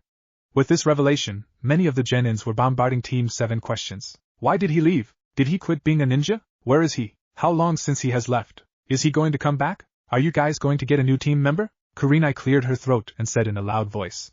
That is enough. The Genin stopped at the order and looked at Kurenai expectantly. They wanted answers. Kurenai looked over to Kakashi to see if it was okay. Kakashi nodded. Kurenai then turned to the Genin and said, I was informed by Hokage-sama that Naruto was promoted to chunin and was taken under the apprentice of Jiraiya, one of the Sannin. There was a pause. And then, after a lot of shouting and annoyed jounins and civilians, Kurenai finally got them to quiet down. He left Team 7 for quite a while, and is now with Jiraiya. I don't know where he is though, so don't bother trying to look at him. Kiba shook his head. There is no way an idiot like Naruto could be an apprentice of one of the Sannin. Sasuke shook his head and muttered. Nope, he's pretty strong. Sadly, Kiba heard it and turned to Sasuke. What was that, Sasuke? Sasuke blinked and looked up. Naruto's pretty strong. Shikamaru stepped forward. And you know this? Shikamaru wasn't denying that Naruto was strong, but why would Sasuke acknowledge Naruto? Shikamaru's initial analysis of Sasuke was that he was a stuck-up bastard whose pride was the size of a mountain, and for him to recognize someone was like saying the Sandame had pink boxers on. Sasuke looked away and ignored them. I'm going home, sensei. Sasuke said while walking away. He needed more power. He was so weak. He needed power not later but now. He needed to use everything. But how? How could he gain power fast? Shikamaru glared after him. I will need to investigate this troublesome. Hinata all the while was in the back thinking about what the conversation meant. If Naruto had been gone for a long time, then when she talked to him he must have been of the team. But if that's true, then he seemed so much happier, or that's what she thought. Tsunade, the brat, was late. Well, okay, he was sleeping off from his fight with Kabuto. She, herself, had slept later than normal. It wasn't every day you had to fight after a couple years of retirement. Tsunade had gone up and gotten some breakfast, and next thing she knew it was 2 o'clock in the afternoon. She went upstairs to check on the kid's arm. She had seen it in action yesterday, but she was wondering about that insane version of the Rasengan. It was more like a cannonball than sphere. Tsunade had first theorized that the chakra pathway was overdosed with chakra from the regrowth, but that was impossible, or at least highly unlikely. So Tsunade decided to check it out. She opened the door silently to find the boy still sleeping peacefully. Both his arms were nicely tucked under the bed like he was in a coffin. His headband was on the old wooden dresser to his right, and his equipment and scrolls were messily stacked in a mountain formation on a chair. Tsunade went over to his bed and took out his left arm from under the covers. Tsunade pushed chakra in to check the reaction. Tsunade felt a rising jolt, and she immediately let go. What the hell was that, Tsunade thought. That chakra was too powerful to be regular chakra, and it wasn't the cubies for sure. Tsunade moved forward again, and this time touched Naruto's chest, right below the neck bone. This was a major conduit that many medics used to measure the chakra beat. If the chakra beat was extremely low, then they would have to start a chakra transfer. It was similar to a pulse, but it also told you how strong their chakra is, how much is left, and how much chakra the person had before. Tsunade placed her hand on the chest and sent a wave of chakra into his chest, but holding it there so she could see how Naruto's chakra reacts. Once again the chakra was jolted by a huge potency. Tsunade pulled back to avoid another shock. I've never seen this kind of potency before. But how? It's practically flooding Naruto's chakra system. Signs would have shown this chakra rising. Then it clicked. The wind techniques, the judgment Rasengan, all of it was powered by this hyper chakra. Tsunade bit her lip. Jiraiya must know about this. Naruto was starting to stir. Tsunade retracted her hand and looked down at Naruto, who was slowly waking up. Tsunade schooled her features and smirked. Hey brat, you've been sleeping all day, get up. Naruto slowly and drowsily got up. Hi Tsunade-sama. Tsunade raised an eyebrow. Sama? Naruto smirked back at her. You said you would be my Hokage, right? Naruto blinked. Tsunade nodded. And then she noticed something about his eyes. She kept her face straight as she analyzed what was before her. Naruto's eyes had turned golden. Naruto saw tenseness in her and blinked once more. And unknowingly, the The golden chakra faded away from his eyes, giving him his regular blue eyes. What's wrong? Tsunade shook his head. Nothing. Tsunade turned away and started walking towards the door. Get up and do some light exercises with your arms since you need to get some muscle memory back. Just don't overextend yourself, your arm is still healing. Naruto saluted her and said, Yes ma'am. Tsunade chuckled and walked out the door. As soon as she walked out the door, she walked outside to the Red District to find Jiraiya. Later, so why did you call me here? Jiraiya said. It was 10 o'clock right now and Tsunade had actually found Jiraiya working in a cafe outside the Red District. He was writing several techniques into a scroll. So Tsunade dragged him towards a nearby bar. Tsunade sighed. I examined Naruto's arm and found something interesting. Jiraiya's eyes widened ever so slightly. So did she find out? And what did you find interesting about it? Tsunade took a sip of her sake. His chakra is totally different from anything I've encountered. What's even stranger is that I found not only that chakra but a lesser one that fits the normal potency of an yin. Tsunade took a sip before she continued. Normally I would just scratch that out as the fucking fox's chakra, but I don't think so. If he had that much yokai in his system, he would be turning red any minute now. There was a pause. Tsunade knew Jiraiya knew what she was talking about and Jiraiya knew that Tsunade was just waiting for an answer. Tsunade decided anyways to ask anyways. What is this hyper chakra? And why does Naruto have more of it than regular chakra? Jiraiya gave a deep sigh. The hyper chakra is a development that was predicted by Sensei and my other student. Tsunade nodded for him to continue. Naruto's seal is purifying the Kyuubi's chakra, leaving extremely powerful chakra but with no malice or degrading affects. The only problem was that Sensei never expected it to start right away. And the hyper chakra is slowly raising in quantity, past the normal chakra since it is so potent and harder to use up. Tsunade looked at Jiraiya confused. Well, if that's true, shouldn't it just be controlled through Naruto's regular chakra? When I checked his major chakra vein, it seemed like his hyper chakra is the dominant chakra. Jiraiya nodded. Actually, it's true. In the future, Naruto will only be able to use the hyper chakra. Tsunade whipped her head towards Jiraiya, eyes wide. What? But shouldn't his chakra coils produce the regular chakra? Jiraiya sighed once more. It would have if the purification process happened before Naruto's chakra coil developed. In truth, it will be only a matter of time till Naruto's chakra coils start to produce the hyper chakra on its own, close to or at the same rate as the Kyuubi's purification, which I might add is pretty damn fast. Tsunade nodded. Good for him. Looks like he'll be the next Yond. Maybe, Jiraiya said dejectedly. Tsunade looked at him strangely. Why? Shouldn't having massive amounts of hyper chakra be good? Jiraiya nodded. That would be good if he could use it to produce any other jutsu but wind chakra. Tsunade froze. What do you mean? Jiraiya placed his head on his hand as if he was too tired to hold it up. His hyper chakra naturally transfers to wind chakra, so the potency of the chakra won't spontaneously combust his body. Tsunade stared at Jiraiya and didn't notice that her grip broke the sake cup. So there was a side effect. Jiraiya shrugged. It'll get worse as it goes on.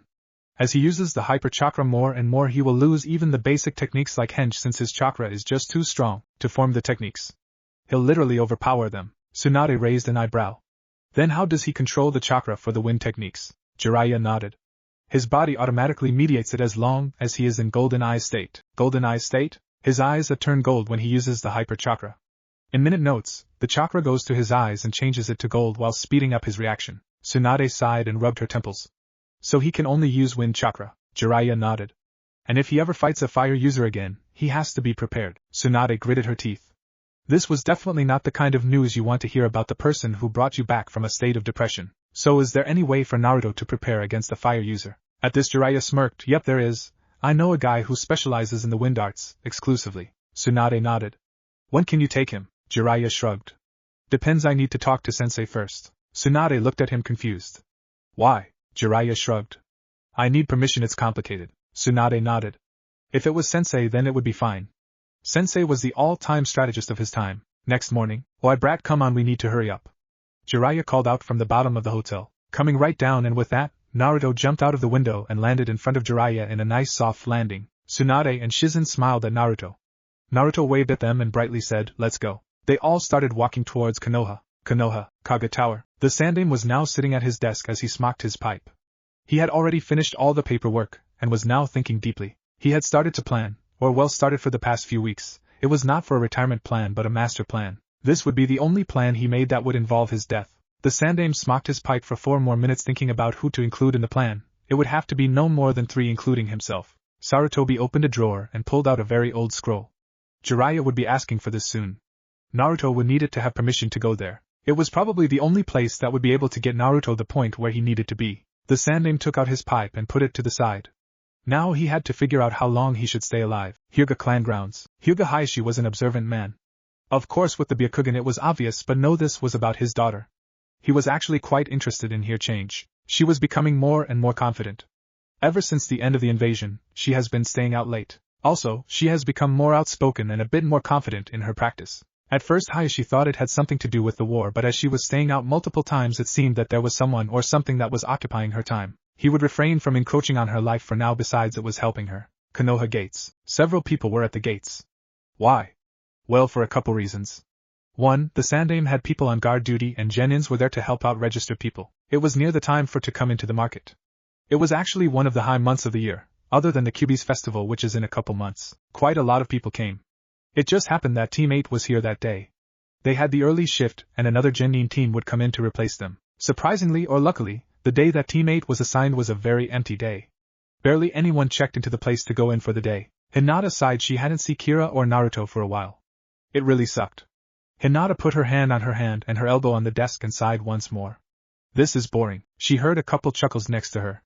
Hinata turned to see her teammates giggling at her. Hinata blushed and stuttered out in embarrassment. What is wrong? Shino, whose shoulders were shaking, pushed his glasses and said, you said all of our thoughts out loud. Hinata blushed. I said that out loud? Kurenai nodded. Yep, she smiled and said, well, is it because of a certain someone? Hinata blushed furiously. Though Kurenai was actually referring to Naruto, Hinata for some reason thought of Kira and Naruto. Hi. There was a roar of laughter at the desk and the chunin on top of the wall looked down with some confusion. I brat. What the heck did I say about practicing futon jutsus while we're walking? You said I should practice every change I get, sensei. I know, but you don't have to go overachiever on me and make me proud.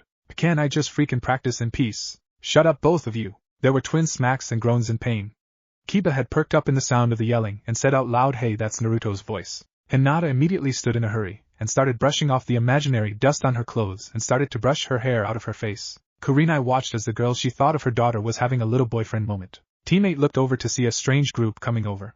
In front was Jiraiya looking as disgruntled as Naruto since both of them were rubbing a very sore spot on their heads. A beautiful blonde woman currently occupied at yelling at the two for being idiots, and the like was walking next to them. Finally, trailing a safe distance away, a young woman with short black hair, looking slightly worried, and carrying a pig in her arms followed shortly. Hinata beamed at Naruto, who was smiling with his eyes but scowling with his mouth when he was being scolded by the lady. Naruto looked at the gates and met Hinata's eyes at that moment.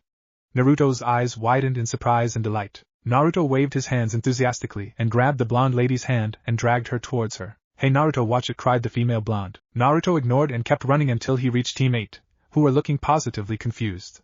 Naruto smiled widely. Hey Hinata-chan. Hinata smiled back, blushing slightly. Hi Naruto-kun. Naruto smiled and then turned to the lady. Tsunade-sama, this is Hinata-chan, and her team. Kurenai's eyes widened. Tsunade as in Tsunade of the Sannin. Kurenai stepped forward and bowed slightly.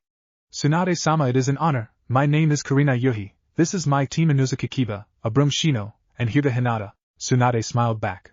Pleasure. Naruto, you're back. All the teams turned back to see Team 9 standing there gawking at the situation. Naruto waved cheerily to them. Hey guys. Come here, I want you to meet the new Hokage. Team 9 blinked. You mean? Naruto didn't even let them finish. Tsunade-sama is our Godame. Now all the people around there were shocked. They heard no plan for retirement from Hokage-sama. Team 9 came up and greeted Tsunade. Tsunade greeted them in turn and they started an idle chit-chat. Naruto turned around to look for Jiraiya, but to his surprise and suspicion Jiraiya was gone, leaving only Shizen and the pig. Maybe he went to see Sandaime. Naruto, you're back. Naruto froze, that was a familiar voice. Hinata looked at her crush with a bit of shock. His face had turned suddenly indifferent, cold, and maybe even hostile. Naruto turned carefully towards the new source of needs, Team 7. What do you want? Naruto said in a cold voice. All chit-chat stopped as they stared at Naruto. They had never seen him like this. Sakura, who had first greeted him, was taken aback at his coldness and proceeded to go up and attempt to bonk him, screaming. Is this how you treat us? Naruto grabbed her hand and then twisted it. Sakura fell to her knees in pain. Many of the genins gasped while the jounin's eyes narrowed. Tsunade looked at the scene with indifference. She heard from Jiraiya what had happened. Naruto said in the same cold voice. I suggest you do not touch me, Haruno-san. Sakura's eyes widened in fear. And then, that is enough, Naruto, Kakashi said while coming from behind Naruto. His hand on his shoulder, ready to move if Naruto made an attempt to attack Sakura. Naruto let go of Sakura, who pulled back her hand in shock. Naruto turned slowly with icy eyes at Kakashi. And you have the fucking right to judge that because? Kakashi's eyes narrowed as well. You may not be under my command, but you are a genin. And I am your superior. Naruto chuckled darkly. Well, if you put it that way, why don't we fight and see? Naruto, that is enough. Naruto immediately stopped and faced Tsunade. He bowed waist down. I am sorry, Tsunade-sama, I forgot my place. Tsunade shook her head. It's alright, Naruto, I understand your situation. Tsunade gave a look to Kakashi saying I will have a long word with you later, and then turned back to Naruto and smirked. I think your girlfriend is waiting. Naruto blushed. What do you mean? You know what I mean, Naruto. Tsunade smirked. Hinata-chan is Naruto started to say. Oh, I didn't say anything about Hinata-chan, Tsunade said with a little teasing voice. Naruto blushed even further. Tsunade pushed Hinata and Naruto together, and said off you two love birds go. Both of them were now blushing while they tried to walk away as fast as possible. Tsunade called after them, don't you go wild you two. The teams watched them leave and then turned back to Tsunade, who turned serious. I don't want this incident spoken to. I will deal with Naruto myself, but on the other hand, Team 7, Sasuke, who had been watching the situation from a distance with a lot of shock, Sakura, who was now up, and Kakashi, who had not even taken out his regular book, now faced Tsunade. Tsunade glared at them each in turn. I will want to talk to you all later. I have heard some interesting things from Naruto. Sakura started to protest. But that's only from. Did I ask for your opinion? Tsunade growled. If a teammate has even a little problem, then that leads to bad teamwork. All problems, even little ones, should be worked out. And from what I heard from Naruto, there are a lot of fucking problems. Sakura was silent and looked down ashamed. Tsunade sighed and started to walk to Hokage Tower. Shizen come. Shizen followed after her Shursho. Naruto's house. Naruto sat down looking up at the ceiling smiling like an idiot. Okay, he was smiling just because it was his first date with Hinata, but hey, it didn't matter to him. Why Naruto? Naruto turned around to find someone at his window. Sensei, what the hell are you doing here? Naruto asked. Jiraiya opened the window and he didn't retort with a funny quirk, or even an angry scolding, it was a business face. Naruto immediately shut up and looked at Jiraiya. Jiraiya said one thing, follow me, secure location. Naruto and Jiraiya entered the bunker, which Naruto never knew existed. The place was swarming with Ambu. Even if Naruto couldn't see them, he could see that there were at least 20 patrolling the area. Naruto walked through the metal doors, down several flights of stairs, through several other metal doors and finally down a long hallway into a room. When Naruto entered it, he was surprised to find only 3 wooden chairs in the room. One of them already occupied. Naruto's eyes narrowed. And what are we here for, Sandame? The old man smiled. Something big. The door closed behind them and the master plan was born. Months later, Sasuke was staring up at his own ceiling. What was he doing? He had been training and training, but he was nowhere near where he wanted to be. Sasuke got up to get a glass of water. Sai, I think I'll ask Naruto to spar tomorrow, Sasuke thought. Naruto had changed a lot. He acted pretty much indifferent to them but almost hostile to Kakashi-sensei. It showed a lot, and Sasuke was kind of sad to not have a person challenge him to a fight all the time. But it was only part of all the changes that Konoha was going through. The Sandame had finally retired, and good timing too, he was getting old and needed a full retirement. The new Hokage, Tsunade, seemed ready to reform and was doing a lot of it. Not just the military aspects, but also in the economy and political regions as well. She made lots of jobs for outpost work and branch villages. She said she wanted to expand the reach of Konoha. It was backed up by the Sandame and Danzo, so it obviously passed. Her political reform was pretty interesting. Instead of using the kind hand and neutral, she demonstrated Konoha's power by first eradicating 73% of all the bandit camps in Konoha. Only the large groups were left, and they were too afraid to do anything against the Nins. She even set up training regiments for Nins who wanted to improve. It was a time when Nins could join up and spar. Each spar would be handicapped according to skill level, or to focus on an area of improvement. It seemed that Sakura was actually benefiting from it a lot since she was going through a lot of taijutsu pacing. Sasuke was about to reach for the glass when he was suddenly hit from behind and was knocked unconscious. Later, thank you Zesei. Sasuke groaned and thought, what happened? Sasuke found himself in his bed, exactly how he woke in his dream. How that was weird, Sasuke thought to himself as he got up from the bed. He heard a creak to his left, and immediately tensed. He didn't fail to notice the 4 silhouettes that suddenly took form in the moonlight that came from the window. Who the hell are you? He demanded as he reached for a kunai. The sound 4, the 6-armed boy to his immediate right said quite proudly. I am Kidamaru. My name is Takeshi, the bulky one that stood next to first said. Sakan, the scrawny blue-haired boy said snidely. Tayuya, the red-haired girl said. Her expression seemed quite annoyed, like she was forced to be there. Let's see what you got, boy. Sakan lunged at Sasuke. Sasuke moved aside and swung out with his leg. Sakan grabbed his leg and flipped over. There's not much room in the house though, Sasuke, and jumped outside.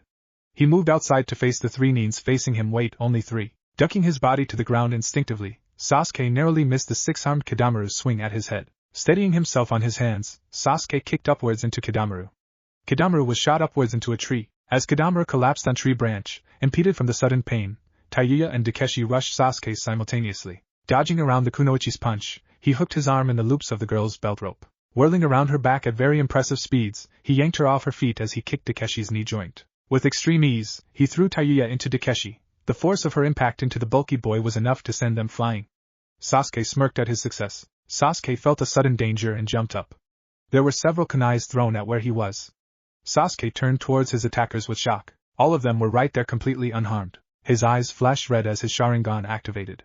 But as they did, he noticed something strange about them. His vision, while the familiar crisp and clear eyesight equivalent to that of a hawk, was normal, it felt different. Everything was slowing down considerably, but why? His eyes felt strangely warm with a slight irritation in the retina. He pushed the feelings aside for later. Now he had to focus on the task at hand. For just a moment, the two sides stared at the other. Then Sasuke and Sakan sprung forward. Sakan faltered ever so slightly as he saw something surprising. 6 Tomo, 3 in each eye, glared back at him. His Sharingan has evolved already? But Kabuto-san and Orochimaru-sama said that he was nowhere near having that happen yet. Sakan thought. His faltered attack cost him a painful punch to the face. Sakan jumped back holding his nose. You're going to pay for that. Sakan growled. Suddenly the dots covering his body began to grow and spread. Sasuke had never seen this happen with his own curse seal before. What was happening to his opponent's body? Don't you dare, you stupid fuckface! Taiyuya yelled, her own killing intent rising. As Sasuke glanced over at the girl, he felt the chakra of his opponent suddenly halt, and then quickly recede to its prior level. What had she just stopped Sakan from doing? But he wasn't given the time to wonder, as he realized that one of the 3 spectators had vanished. Too late did he notice the bulky guy rushing him from behind. Takeshi's fist connected solidly with Sasuke's jaw, sending him flying. He felt someone catch him by his foot and dangle him upside down. It took only a moment for him to realize it was Sakan holding him. But hadn't he just been injured? Well, Sakan said, once again amused. I will admit that you caught me by surprise. You do have some potential.